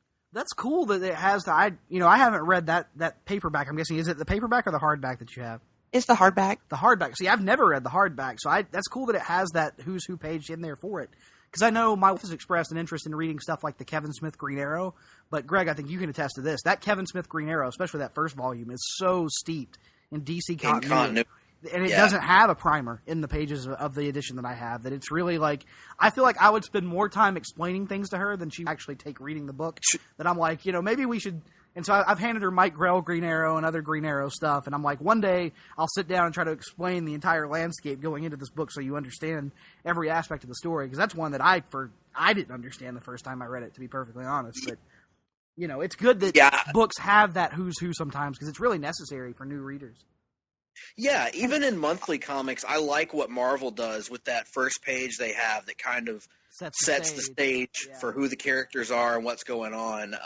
But that's something that DC Trades have intermittently done, because I know I picked up the first volume of the David Goyer, Geoff Johns, James Robinson JSA, and it was published like maybe 2000, 2001, and it has a who's who page at the beginning, and which I needed, because I had no idea who these versions of these characters were going in. It really helps. So that's cool. Jennifer, I'm glad to hear that. And I guess I was also lucky in that I had, a bunch of friends online who, if I got confused, could straighten it out for me real quick. And I could ask questions too. I felt comfortable, clicking a picture of a page and saying, who's this guy and what's his deal? And I knew within a few minutes somebody would tell me what was up with him. Yeah, I think that was also a benefit I had. My introduction to the Green Lantern mythos, like I said, was with the Sinestro Corps War. So I kind of came in the middle of this Geoff Johns epic. And Greg, I know you can attest to this. Kelly, who used to operate Empire Comics and Enterprise, there might not be a bigger Green Lantern fan on the face of this planet than Kelly. And so I was coming into the shop pretty much every week asking questions about who this was or what this is or what's going on. And so by the time I finally came to Rebirth, I at least had some tangential knowledge of all these moving parts in the Green Lantern mythos. Now, who was it, Kelly or was it me, that first dared explain to you the overwhelming concept of the Anti-Monitor? I believe that was because that would have been during Sinestro Corps. So. True. If you can survive, Jennifer, the explanation of who the Anti-Monitor is and why he matters, then you can survive pretty much any comic book explanation, I think, outside of maybe Power Girl, which is I don't even understand. Outside of Jeremy Reynolds' explanation of the X-Men mythos. Yes, our friend Jeremy has a go-to response when we ask him about the X-Men of it's really not that complicated, and then proceeds to tell us for 2 hours why it's not complicated. 2 hours of intricate, then this person's clone traveled through time to have sex with their father and various other things like that. So, it makes no sense. Yeah, there's a lot of, interdimensional incest, which again brings us back to Mark Miller, who's probably working on his X-Men epic as we stand here right now, right, working on his interdimensional incest X-Men epic. Good Lord. Anyway, back on topic. Hey, I'd read that. Who wouldn't? The Grays and the Grays and the Summers and the Gray Malkins and whatever. Let's be honest, we're all from the South. Who we love us a good incest story every now and then. It adds a little flavor, a little color. That's true, and sadly, probably in a lot of our bloodlines too. So, but that's neither here nor there. Good Lord, from Green Lanterns to incest, folks. But in any event, I'm glad that you weren't that confused by the story, because there are a lot of characters in here, but I got to be honest, picking this up on this reread, and I have to mention this just to put myself over for a minute, I actually got a chance to read it in the abs version, which I picked up about 2 years ago. This finally gave me an occasion to crack it open, and it's beautiful. The overblown art pages, the triple cover designs. There's a slipcase cover. There's a hard slipcase cover, and then there's the actual book cover, and they're all original designs by Ethan Van Sciver, the artist, which I feel like I haven't mentioned yet. This book was written by Geoff Johns, which we've mentioned. It was drawn by Ethan Van Sciver and an army of inkers. And to my eyes, Ethan Van Sciver may be the definitive Green Lantern artist, and it's largely because of this book and his work in the Sinestro Corps War. Just iconic imagery. When I picture Hal Jordan, the image I most readily get is Ethan Van Sciver's Hal Jordan. Just incredible dynamic action scenes, dynamic poses. That the way that I associate Jim Lee with the X-Men is the way that I associate EVS with the Green Lantern characters. Would you agree, Nick? Oh yeah, totally. I don't know if you remember. Oh God, what was it? Maybe a year and a half ago or so now. When we were back doing the column, we did a countdown of our top 5 Green Lantern artists, and I had Ethan Van Sciver number 1 on my list, but I think you went with Ivan Rice. Yeah, it was very close between the two, and it really depends on what the week is that I'm writing such a list, because some weeks I might prefer Ethan Van Sciver, some weeks I'll prefer Rice. They're neck and neck for me because they both worked on the Green Lantern stories that matter most to me personally, whether it be Rebirth, be Sinestro Corps, whether it be Blackest Night. So, yeah. Well, what did you think of the art, Jennifer? Did the art speak to you in any way, or did you find it confusing, or what did you think about the art? Honestly, I really, really liked it. I would get distracted looking at it sometimes. It would take my attention away from trying to figure out what the story was, and I would just stare at the picture because it was gorgeous. The one towards the end where Hal knocks the shit out of Batman, I just busted out laughing. One of the most iconic panels, I think, from the book. Oh my God, it's great. And even when I think what helped me with the story was the images of Parallax and Hal and the Spectre. There's several where they're all ripping at each other, basically. And it was just very arresting to me. You know, I would just look at it, and you know, I was just really awestruck by it. Yeah, it's. I'm glad you mentioned that. That was an interesting, images, artistic vision that I don't think anybody has really captured since. Recently, some artists in Green Lantern were trying to capture that feel with Parallax, and it didn't really work as well. He almost draws this image of a physical manifestation of Hal's multiple personalities pulling him apart. The influence of Parallax, the influence of the Spectre, and then his own strong personality. That I'd say that those images, the ones you mentioned, Hal punching Batman and that image of them pulling themselves apart, are some of the images that stand out most from Rebirth all these years later. Because Nick, we've often run into the few people that we encounter that don't like the Johns Green Lantern run, often point to Parallax as, oh, the fear bug. Because if you just look at it on paper, it sounds stupid. But when you see it in execution, it's brilliantly executed. And I think the art was a big factor of that. I don't think the fear bug sounds any stupider on paper than magic rings powered by willpower. Like, I mean, I agree. That's my issue with, like, people, especially, you know, we've talked about this before, people who have issues with hokey concepts and comics. And I'm like, if you're reading superhero comics, it's all hokey at a certain level. Yeah. Unless all you're reading is Batman, and even a lot of that's pretty hokey. So that... Well, yeah, I mean, the idea of a guy dressing like a bat, and all, I mean, you have to suspend your disbelief. Right, and so I don't... You know, I've never bought into that. I think, you know, the Parallax fear bug entity thing was a really good way to have your cake and eat it too. It was a good way to still maintain the events of Emerald Twilight while also providing a way to not just redeem Hal, but almost make it like he never really needed to be redeemed in the first place. Yep. Right. even though in the eyes of contemporaries he did. So you keep that compelling angle going of he still, on some level, is trying to prove himself to Batman that he's legit, even though he says he's not, because Batman just refuses to believe that. Yeah. Because he has, he can't wrap his head around these otherworldly concepts. He's a scientist. And he's not a magician or anything like that. And that idea of redemption is one that carries forward into Geoff Johns' run because, when they bring back the Corps, it's eventually revealed that it's a pretty even mix of Lanterns who had served previously alongside new Lanterns. And so you had this group of Lanterns that Hal was serving alongside who remembered his past, and you had this group that didn't. And him trying to win everybody over was a big focus of that book leading up into Sinestro Corps War for the first Sinestro Corps War with issues or so. Yeah, the climax of Sinestro Corps War kind of pays that off with that iconic issue where the whole city lights up, and it's that moment where he realizes that he's finally redeemed himself. But one of the things that's interesting about this Absolute Edition is at the very back of the book they have two things that are really cool. They have the script to issue number 1 by Geoff Johns. And they also have the original pitch that he sent in I believe, 2003, the pitch that he sent to Dan Didio and DC Comics about what his overall view of this miniseries was. He has it broken down issue by issue. And one of the things he says at the very beginning, he puts out his goals for the series. And he says, first of all, if Hal Jordan had killed one person, you can redeem him, and you can make it a redemption story.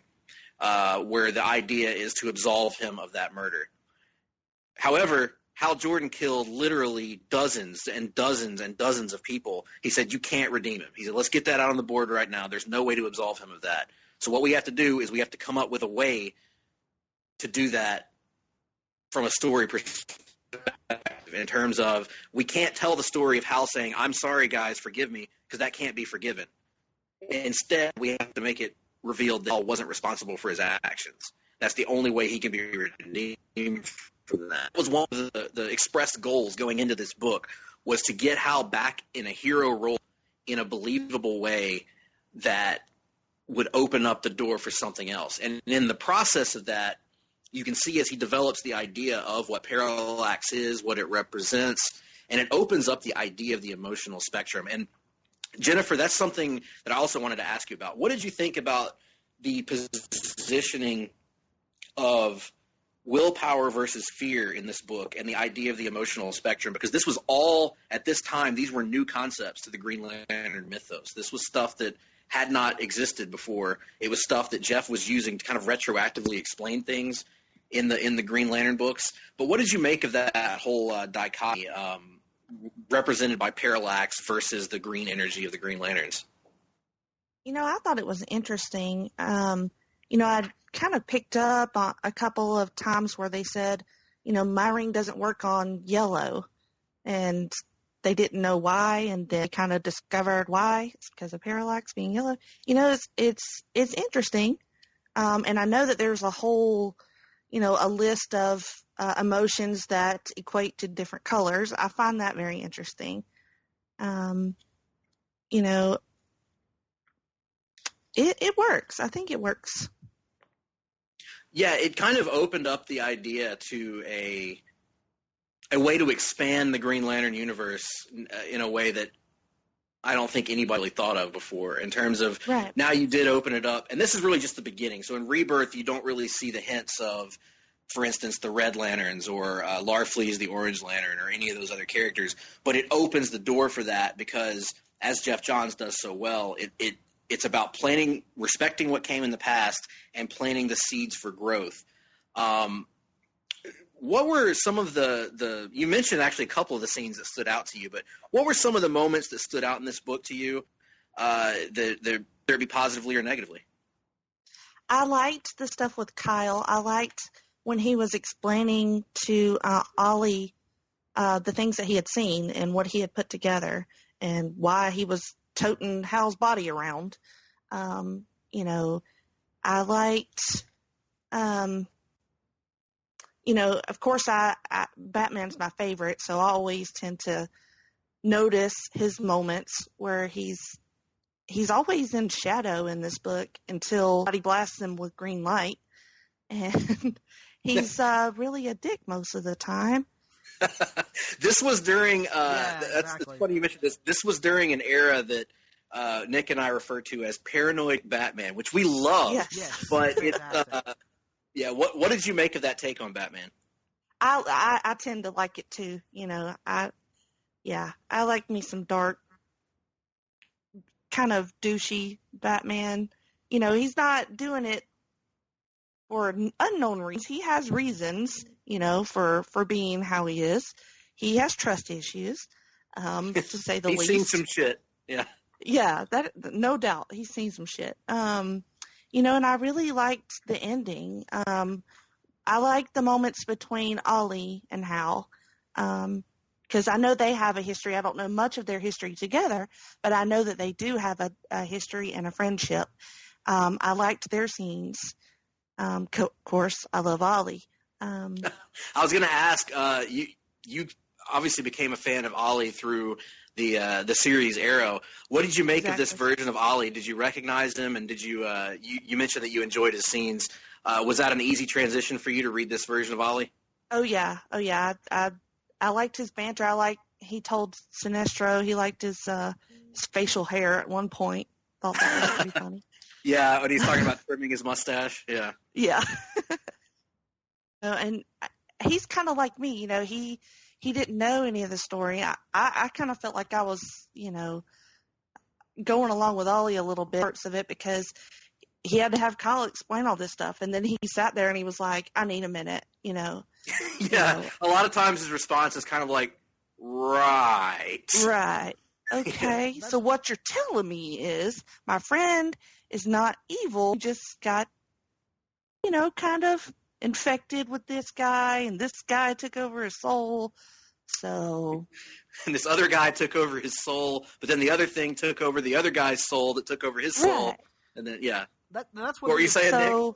That's one thing that's easy to forget when you like. I think we all are in a big run of just watching Arrow and not really reading a ton of Lantern comics lately.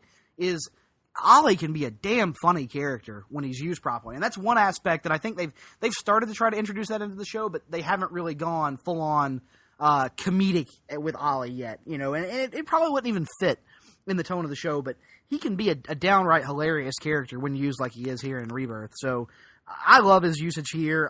To echo what Jennifer said, Batman almost, in a good way, comes across as the third villain of the piece, because obviously you have Parallax and you have Sinestro, but you have Batman, who is sowing the seed of discord, I guess you could say, within the Justice League. And like she called attention to, Van Sciver always drawing him in shadow to represent that dichotomy between the light of the Green Lanterns and Batman's operation in darkness, and his cynicism of the world towards the world, which is at its all-time high, leading into Infinite Crisis, like we said earlier. So all good points that she brought up, and some of my favorite stuff about the book as well. Yeah, there's this great point. It's interesting you mentioned that about him being a third antagonist. There's this line of dialogue, and I'm looking at it right now, where Parallax has taken over Ganthet, the Guardian, and it all is not looking very good for our heroes. They're in a bad position, and as the Parallax-infected Ganthet is staring down at all the heroes below, he says, "Hungry for you, victims of fear, and yet I sense a worshiper, a disciple," and the panel focuses in on Batman. And it illustrates that of all the characters, and honestly, I don't think I'd ever picked up on that until this most recent read, but the disciple is not Sinestro. It's not Arquillo or one of the members of the Sinestro Corps. The disciple of fear is actually Batman, because think about it, he traffics in fear. I mean, that's the whole idea of Batman, is that criminals are a cowardly and superstitious lot, so he's going to instill fear in them. So I thought that was really cool. Did that bother you at all as a Batman fan, Nick? No, not at all. I mean, the idea of Parallax that he's fear incarnate, so somebody who instills fear would obviously be considered by Parallax as a disciple. And it's really cool that, down the road in Sinestro Corps War, you almost have a callback to that, because one of the first people we're shown on Earth being offered a Sinestro Corps ring is Batman. So that's a cool link between these two stories. One of the things that was interesting that you mentioned, Jennifer, is you really loved Kyle's role in this story. This is the controversy about Rebirth. It's universally beloved, but a lot of Kyle Rayner fans resent Rebirth because they feel like it was in some way belittling Kyle's role in the mythos. They thought that they demoted him from the main Green Lantern, obviously, but they viewed it as I've seen it bandied about online that Reef was basically character assassination on Kyle Rayner. I didn't find that to be the case at all. I thought it was actually a great Kyle Rayner story, the best Kyle Rayner story maybe. To me, he's the main character for the entire first half of the book, I would argue. He's the main narrator anyway. What were your thoughts on Kyle in the book? And I'll get to you in a minute on that too, Nick, because I know you have some strong thoughts on that. No, I honestly don't see that, and, that's not knowing anything. I never felt that way. And, I really like I said, he kind of helped guide me through. He gave backstory. He said this is what was going on. He seemed to be one of the only people that believed that this was really happening to him, to Hal. He had gotten the story. So, I don't really see how it looks. I don't think it looks bad on him. I don't think he's been replaced. I mean, at the end, they had a nice moment when they introduced themselves. I liked that a lot.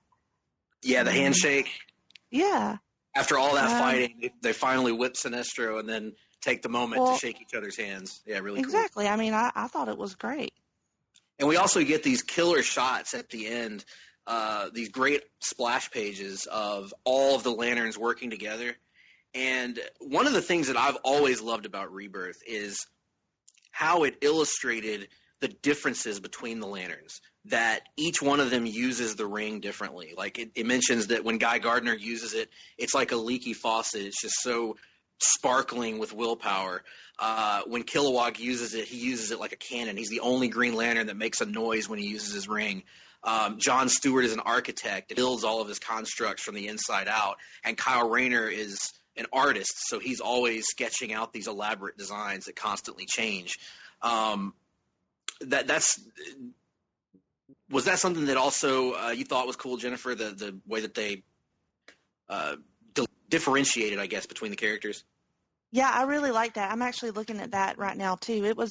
It's perfect. It gives you a little something, like you said, for everybody. There seems to be a personality that would fit you. If you looked at these pages, you can clearly see how the guys are different, but they work together. Turn the page, and then, they're all working together, using their power as one. And I'm a sucker for a team, so I really, really enjoyed that. Now, Nick, I'm going to get to you.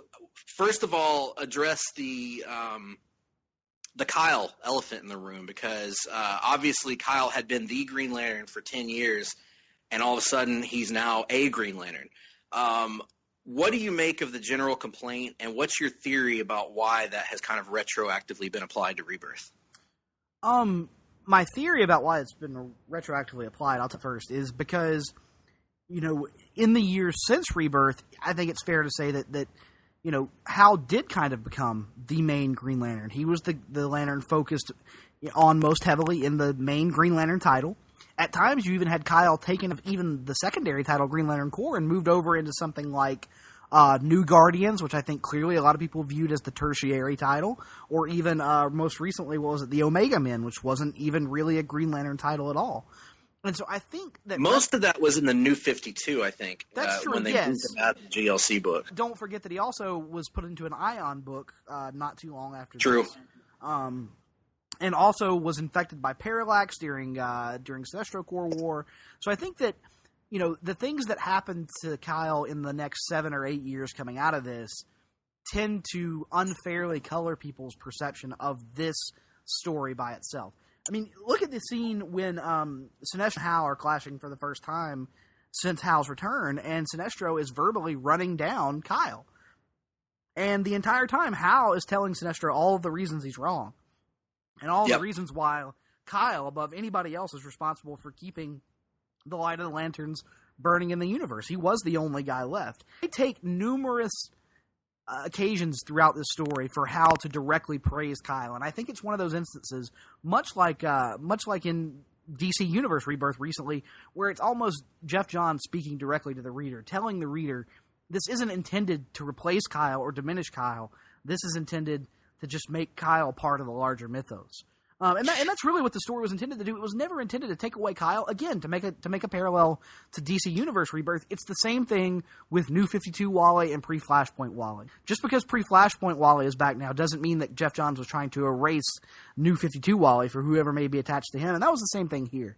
He was acknowledging Kyle's contribution to the mythos and his contribution to the Light of the Green Lanterns while also simultaneously restoring some aspects of the Green Lanterns that Geoff Johns clearly cared about deeply. Yeah, definitely. I agree with all of that. It also established the long-running gag of Sinestro calling Kyle an alley rat that got played off Ron in the Green Lantern mythos when I'll spoil this for you, Jennifer, because you probably won't get there for a while. Kyle ends up dating Sinestro's daughter at one point. So nice. It leads to quite a few entertaining exchanges. But no, I agree with all that. Didn't Ganthet find him peeing in a back alley? Outside a bar, yeah. Yep. Nice. That's exactly right. Which is where the alley rat knock on Kyle by Sinestro came from. Mm-hmm. That's yeah, it's one of the more interesting origins in the GL mythos. All of them have really interesting, sometimes bizarre origins, whether it be Hal, Guy getting the ring because he was originally going to be the Green Lantern of Earth, but Hal was closer. John Stewart being the replacement Green Lantern. There was just a lot of interesting backstory there. Guy's amnesia. Yeah, that Guy Gardner. We could do our own podcast on Geigner and going from there. But that's one of the things we haven't talked about is we've said that this story is not a nostalgic step backwards. This is an additive story. This is about adding to the mythos and expanding it. This is not about reducing it. By definition, you had one Green Lantern, and now you have 3,200, whatever. 3,600. 3,600, yeah. So, eventually after the Recharge storyline. So we haven't talked, though, about the other thing that this book restored, which is the character of Sinestro. Because as foreign as it sounds to new Green Lantern fans when you talk to them and you try to explain to them, there was a 10-year gap in DC Comics where there was one Green Lantern who did not have the Guardians to answer to, who had no teammates, and who had Nostro. Sinestro was a non-entity for about 10 years. So what did you guys think, and I'll start with you, Nick, coming at it from a historical standpoint. What did you think of the way that this book reintroduced Sinestro, and how did it compare to the older characterizations of Sinestro, which even I'm not that familiar with? Well, I mean, it's really brilliant in a way because it almost reshapes Sinestro as the true mastermind of everything that befell Hal. Yes, Parallax was the one that infected him, but Sinestro was the one who woke him up. Sinestro was the one who pointed him in Hal's direction, and Sinestro was the one who was able to convince Hal that he had killed him and really solidify that delusion in Hal's mind. So, just it's the best example of retconning, that you can come up with. What is interesting to me is that for about the last, I'd say 25 years now, it's almost like weaning Sinestro off the steroids that led Barry Bonds-like head, because from Emerald Twilight, in the 10-year gap between Emerald Twilight and Rebirth, as shocking as it may sound, his head got a lot smaller. And since Rebirth, his head has slowly been shrinking to the point where now it just looks like a normal person's head, just purple. So yeah, and I think that may have been to distinguish him from another character that returns in this book, who is the one of our favorites, Nick, and we may be alone in this, but Hector Hammond, the gigantic slobbering head. Jennifer, I have to ask before we get back to Sinestro, what were your thoughts on Hector Hammond and his very brief appearance? Okay, yeah, I did not know who that was. I was like, what is this? I have no idea what is going on. That was probably the most lost I felt reading this book. Well, but you've seen the movie, and Hector Hammond was in the Green Lantern movie, if you recall. He was the main villain of the piece that got infected by Parallax, by the meteor that came down. I did not remember that, okay? I must have wiped all that out of my memory. Yes. So I did not remember any of that. Yeah. I don't know. We can't blame you. But yeah, Hector Hammond, he is in the Geoff Johns reimagining of Hector, his head is approximately 4 times larger than his body, it seems. And it's creepy looking. He's kind of like the DC equivalent of MODOK in that regard. Yes. But the thing that makes Hector Hammond really funny, and you'll read this as you go along in the Geoff Johns Green Lantern run, Jennifer, Hector has would it be fair to say, Nick, that he has a somewhat sexual fascination with Hal? Yeah, especially with, like, wanting to experience the things that Hal has experienced. Like Vicariously, yes. Like, his ultimate fantasy isn't necessarily to do the things that Hal has done, but simply to have the memory of doing the things that Hal has done, if that makes any sense. Like, yes. He wants to be inside Hal's head and see all the women that Hal has bedded and see all the planets that Hal has visited and all the villains that Hal has vanquished. He has a really bizarre fascination with Hal, is the best way to And he slobbers a lot. Yes. I see Just that. adds to the I'm looking at him right now. Yeah. So he's a hilarious character because there'll be points in the run where Hal will have to visit him for some reason or another, and he'll force Hal to give him a memory, and then he'll just sit there and just salivate over it like Homer salivating over a donut. That's creepy. Yes, very creepy. Funny at the same time. But funny at the same time, yes. Back on point to Sinestro. Jennifer, what were your thoughts on Sinestro in this book? Well, I like Nick said, I liked how he is the ultimate architect of the whole scheme. You know, he's the one that's influenced Parallax to do the things that he's done, and you know, he was a creepy looking dude. I liked the dialogue too. Like you said, when he was talking smack about Kyle, you know, I liked that part. Yeah, he says, I will slice the creature's open and rip out his useless heart. Yeah. I mean, that's pretty poetic, I gotta say. I mean, he's not a low-level villain. I mean, not knowing anything about him, I could tell he was badass. And that's another change, because, Nick, I think you've mentioned to me before, but that Sinestro throughout most of the Silver Age and even into the Bronze Age was kind of a one-note, mustache not twirler. that interesting.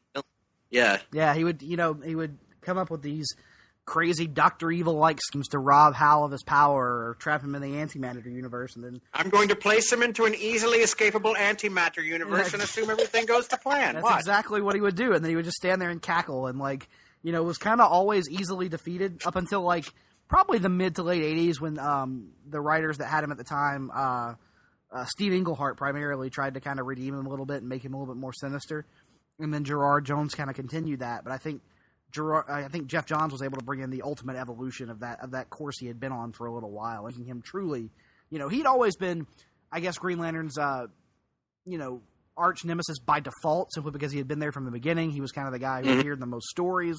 But, those three writers, Englehart, Jones, and Johns, I think, were the ones that really took him and made him into a true nemesis for Hal and a true arch villain in all the best ways. And now, I mean, we live in a world where the character just carried his own solo title for 23 issues. We live in a world where, Sinestro Corps tees are being sold. I mean, it's the reclamation job. There are job strong for arguments out there. There's a whole generation of comic readers who consider Sinestro, if not the best DC villain, then the number 2 villain behind the Joker. There's a whole generation of readers who consider him that because of this, this modern approach to him. Right, and that's thanks to Geoff Johns, really. I mean, it's hard to imagine a DC universe without Sinestro as a major player, but we're not even 10 years removed from a DC universe where that existed. So, big kudos to Johns there for taking that piece and putting it back on the board in a big bad way. Yeah, and one of the interesting things that I noticed on this most recent reread is this book, without making it obvious, shows the beginning of some of the defining characteristics of the Sinestro that you and I, Nick, consider one of the greatest characters in the history of comics now, which is, first of all, I'll start visually. Van Sciver draws Sinestro in a way that, if you notice, he's always hovering over whoever he's talking to, because Sinestro doesn't view Yeah, he doesn't view anyone as being on his level. So he's going to, even though he's shorter than Hal and shorter than Kyle, he's going to be hovering above them every time they're talking because, and especially when he's talking to a human, because that's how far below him he considers that entire race of people. He's somebody who is constantly going to be, like you said, looking down his nose at people. And that's something that gets started here by Van Sciver, who had a lot of great visual ideas that we'll get into in a minute. And then also, you also get just the briefest hint that there might be something beneath Sinestro besides just he's a villain. Because if you notice in his conversation with Hal while they're beating the hell out of each other, which is a great long-time comic book tradition of people talking more in fights than they would in real life. But Hal and Sinestro have this really in-depth conversation, and in the midst of it, Hal says, "You abandoned the oath."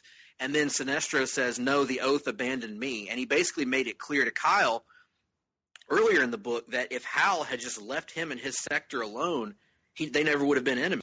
He never really had a problem with Hal until Hal stepped into his district and started telling him how to run things. And so it sets it up that in Sinestro's eyes, it's all about Corrigar. It's all about, protecting and keeping order in his homeworld, even though the means that he uses to do that are Hitler-esque and dictatorial. He is, in his mind, he's right, because he's looking out for the good of the universe, and he doesn't think that the Green Lanterns can do that weak. And it's just hinted at here, but it's something that you see going forward throughout Sinestro Corps War and into Blackest Night, that Sinestro does have some nobility about him. It's not just this generic mustache-twirling villain. He's a lot closer to being like Magneto than he is to being like the Joker. Yeah, and very much like Magneto, he's primarily driven by a need and a desire to help his people. He lost Corrigar, and that was really his driving focus. He views himself as, for better or worse, the sole protector of those people. And the greatest tragedy in all of it, or in his eyes, is that Hal didn't just take away that role, but he made him not a hero, but a villain in the eyes of his people. He made him a character to be feared by his entire race, something he never forgave Hal for doing. And it really makes the kind of the poetic nature of this whole book shine through, in that his scheme is not to defeat the Green Lanterns or to destroy the Green Lanterns, but that would be a plus for him. But the main goal is to put Hal through exactly what Sinestro went through, in terms of now Hal is the one who's considered the villain by his own people. Hal is the one who's not accepted by his own people, and that was Sinestro's plan the whole time.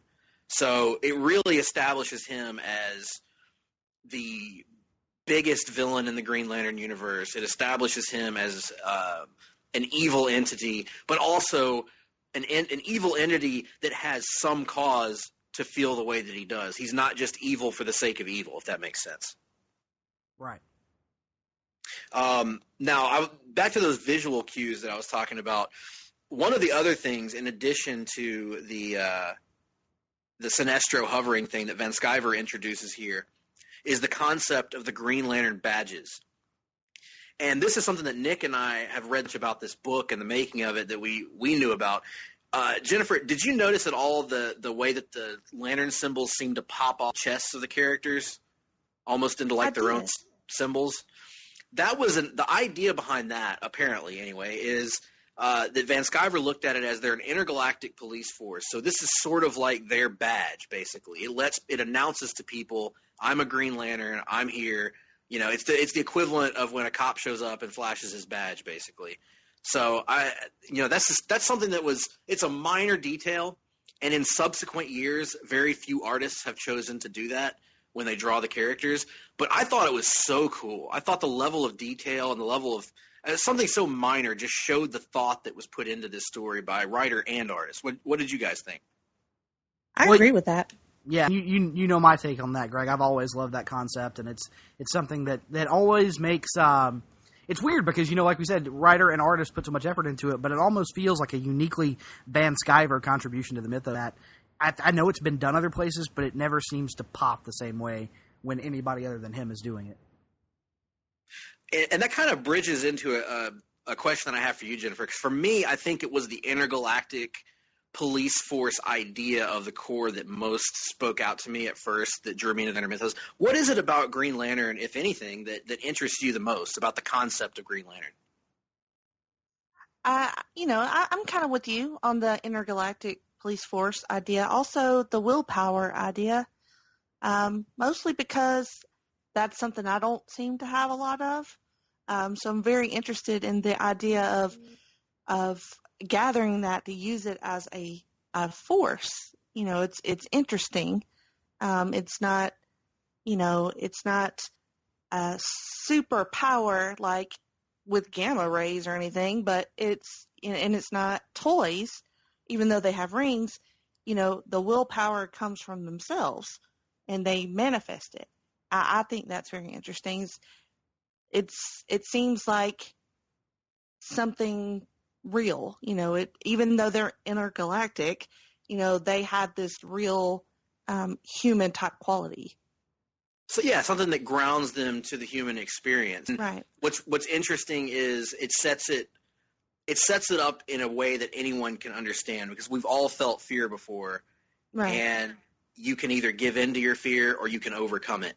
And Green Lantern is all about overcoming that fear. And that's the way that Geoff always describes it when he describes Green Lantern, is at its core, it's about Anyway, at its core, it's about overcoming fear and through willpower. So that's pretty cool. What about you, Nick? What about the Green Lantern concept speaks to you? I know that there's a lot of things, but to distill it down, what was it that spoke to you that kind of sucked you in to the Green Lantern mythos?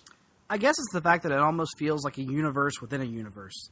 Like, you have the DC universe, but then, and the DC universe is made up of thousands of interesting characters and stuff, but the Green Lantern subsection of that alone is just as deep and just as vast as, the rest of the DC universe in its entirety, because you've got literally thousands of lanterns and thousands of sectors and thousands of worlds, and it's so vast, and you can take it literally anywhere. It's the closest concept in comics to Star Wars, that's kind of my end to it, is that that Sinestro Corps one-shot, Sinestro Corps War story, it was like, I was reading it, I was like, man, this feels like Star Wars viewed through the superhero prism, and so that was kind of my entry point into it, and that's always kind of been the thing that keeps me coming back.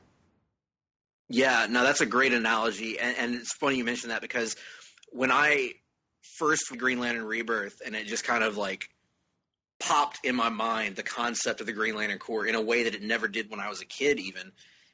And I think what it was the way I described it to Russell when I first lent him the book is, I'm like, imagine Star Wars meets Lord of the Rings meets James Bond, and you've kind of got the Green Lantern Corps rolled up into one, because there is the idea of the ring having all the power and all the different lands and the people that want the ring and the power. There's also the idea of the warring kingdoms, the warring factions in space, the Jedi and the Green Lanterns. There's a lot of parallels there. And then from the James Bond aspect, you get the sort of swashbuckling Hal Jordan character that's more of the Captain Kirk type of character, Jennifer, did you see any parallels between Star Wars, particularly the Jedi and the Lanterns? Not initially, but the more I think about it, the more I do see it. And, this is part of the reason why I am a fangirl of you guys, is because y'all make me think about things that I never really considered. And I'm looking at the pages, there's a lot of spacey stuff. I like it, to me, it makes even more sense why I like Green Lantern now, because I love Star Wars. It makes sense. And that's something that I think speaks to a lot of people. Real quick, let's talk about favorite individual scene. Start with you, Jennifer. You've talked about some of yours, but if you had to pick one, what was your favorite scene in the book? Like you said, there are a lot, but I mean, the thing with the most reaction out of me was when he punched the shit out of Batman. I mean, it's just, I never see, you see Batman get beat up, but I mean, that was a one punch. He was down. It was over. And everybody around just went, damn. The Friday moment, yeah. It was great. It was great. And there's actually a line of dialogue that wouldn't make sense to you because you haven't read the 80s Justice League, but one of the moments that kind of the 80s DC was there's a moment in the original Justice League International series when it was known as Justice League America, I think, or just Justice League maybe. I don't remember. But anyway, in the JLI series, yeah, where Guy Gardner is running off at the mouth, as he often does, and Batman walks up to him and knocks him out with one punch. And everybody starts laughing at Guy and says one punch. So in this one, Hal's Batman out with one punch, and then Guy's like, did you see that? One punch. And then all of a sudden, Guy, who hates Hal Jordan more than anybody, Guy's like, you know what? I always loved you, Jordan. And, so, Nick, what about you? What was your favorite moment in Green Lantern Rebirth? Oh, man, that's tough. I'm going to go with because it gets across so well just how difficult it is to be a Green Lantern. It's the moment when Ollie uses the ring, and he makes reference. He asks Kyle something like, "Is it always that hard?" And Kyle says something to the effect of "every time." And it shows you that there's more to a Green Lantern than just the ring. It really is about the man or creature or woman who wields it as well. That's such a great scene. You're right, and that's one of my favorites as well because it really does illustrate. I mean, it puts into context just how cool these characters are. But my favorite scene would be the one that I mentioned earlier about this. It's near the end of the book, and it's when the big five Lanterns, which is Guy Gardner, John Stewart, Kyle Rayner, Hal Jordan, and Kilowog, launched their attack on the Parallax entity. And basically, panel by panel, they explain who these characters are and what makes them different, because not all Green Lanterns are the same.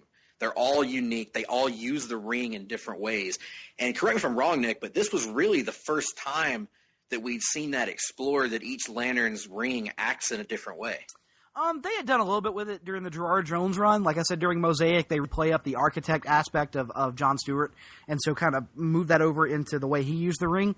But they had never really explored it from the standpoint of every single Lantern uses it differently. It had kind of been presented as, well, this is just what makes John special, not necessarily makes him what makes each Lantern unique, if that makes sense. Yeah, and by proxy, it makes every Lantern special, what they did with Rebirth. And it's one aspect that I wish that more Green Lantern writers would focus on, because I feel like it hasn't kind of been focused on in recent years. And last question before we wrap up and give our overall thoughts. Favorite character in the book other than Hal Jordan? Jennifer? I got to go with Green Arrow. Very, very good. There's a lot of great lines in it. Nick? As it always is, Guy Gardner. Oh, so good. For those that, real quick, tell me why Guy Gardner has always been one of your favorites. He's one of my favorites too. We bonded largely over Guy Gardner and our mutual love of the Green Lantern mythos. Because a lot of people hate Guy. To me, he's the definition of a lovable prick. Like, if I knew the guy in real life, I would probably never want to be around him. But he's a endlessly fascinating character to read. Much like Cassidy and Preacher are on the TV show. It's endlessly entertaining, but not necessarily the greatest person on the face of the planet. But one of the reasons I've become endeared to him over the years is because, as Greg knows, coming out of this, Peter Tomasi and Geoff Johns would do some great work with Guy, helping him to evolve beyond being just a comedy character and being a guy that had a lot of those at his core as well. And so it's just a great example of taking a character and a concept that had been one note and making it something more.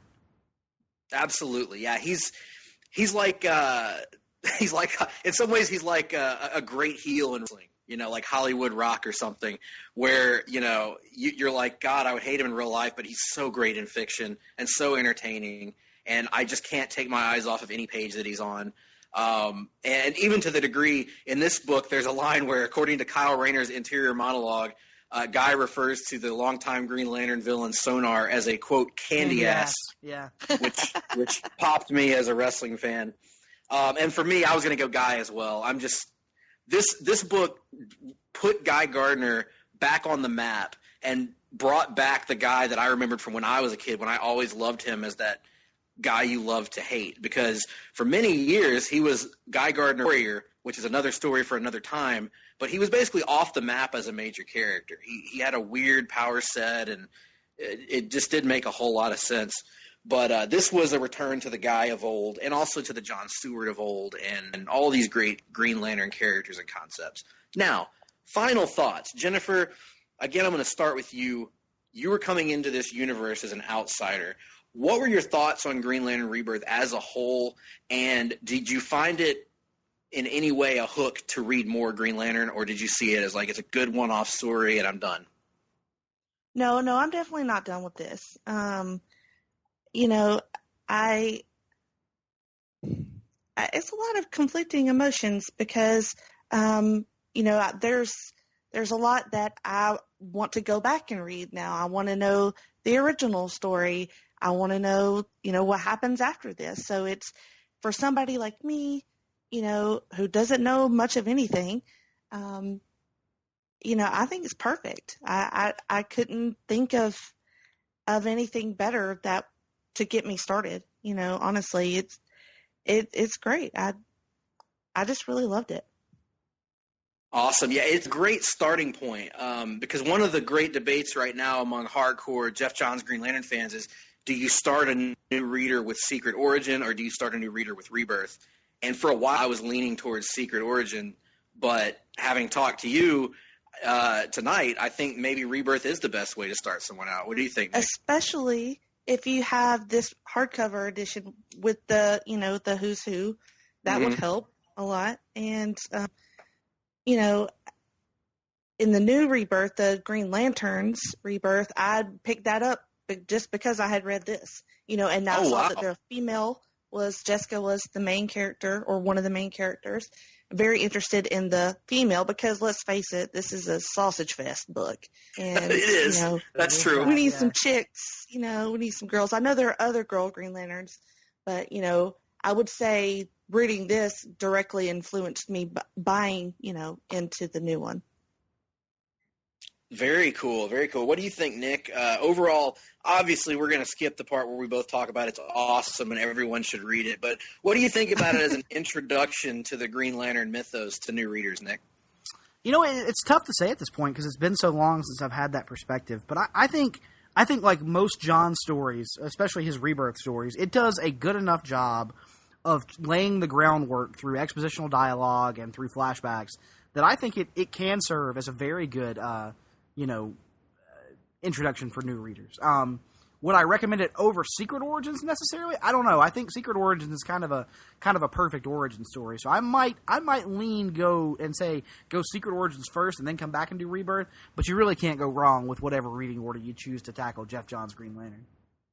Yeah, and Jenny, you've got enough people here locally that between me and Russell that have the entire Geoff Johns Green Lantern run. We will try to get it to you in order because it really does work better if you read the whole thing in order. Nick and I consider it. I'm up for that. Among or if not at the top of the best superhero comics ever written. So it's a great run. Anyway, folks, we've talked a lot about Green Lantern Rebirth, and that's just because it is a book that means a lot to the two of us. And it was great to hear the passion from Jennifer today about this book because we're so ingrained in it and it just kind of comes second nature to us. But to hear a new fan come in and kind of geek out over some of these cool concepts is really awesome. Real quick, I'm thinking about it, though. Nick, where would this stack up in your Green Lantern story rankings? Roughly. Obviously, we can do another countdown another time, but just roughly, would this be top 3, top 5? Top 10? Top 5. I'll say top 5 because I know it's behind Blackest Night and Sinestro Corps War. And then you start getting into stuff like, you know, Emerald Dawn, which a lot of people forget about, Secret Origins, things like that. But I'd say it's solidly top 5.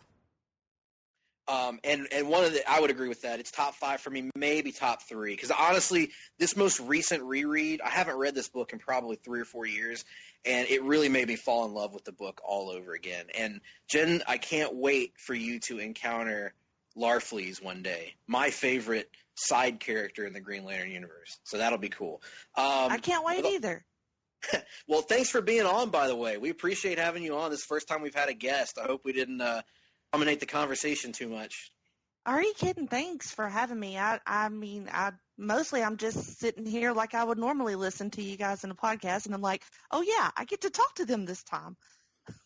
Well, cool, Jennifer. We'll definitely have you on again. Nick, any messages we should send the listening public before we sign off tonight? Just the typical, hit us up on the Facebook page, Place to Be Nation Comics Facebook. Subscribe to the Pop feed. It's still in its infancy, so we want to get those subscriber numbers up. And there's tons of good stuff across there. Not just our show. You got Imaginary Stories. You got Lucha Undead. You got Seller's Points. You got Weber Has Issues, Conversation Comics, Todd's Show of Doom title thing.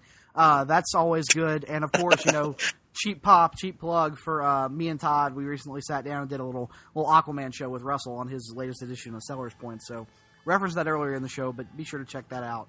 And then, of course... And also, I was going to say, Glenn Butler's podcast, where he delves into a variety of topics, and he will actually be our guest next week when we count down our favorite comic book, television, and movie themes and scores. So that promises to be an interesting dichotomy between the very limited in musical knowledge Greg and Nick, and the extremely potent in musical knowledge Glenn Butler. So we're looking forward to that one.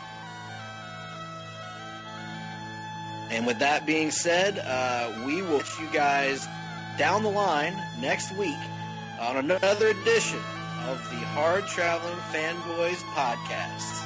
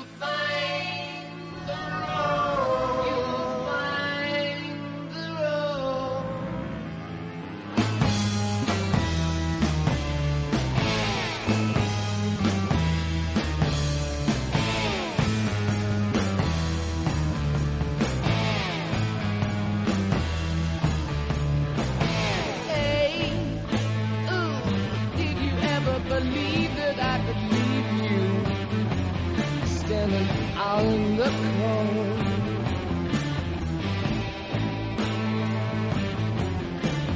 hey, yeah, baby, I know how it feels, 'cause I have slipped through to the very depths of my soul, yeah.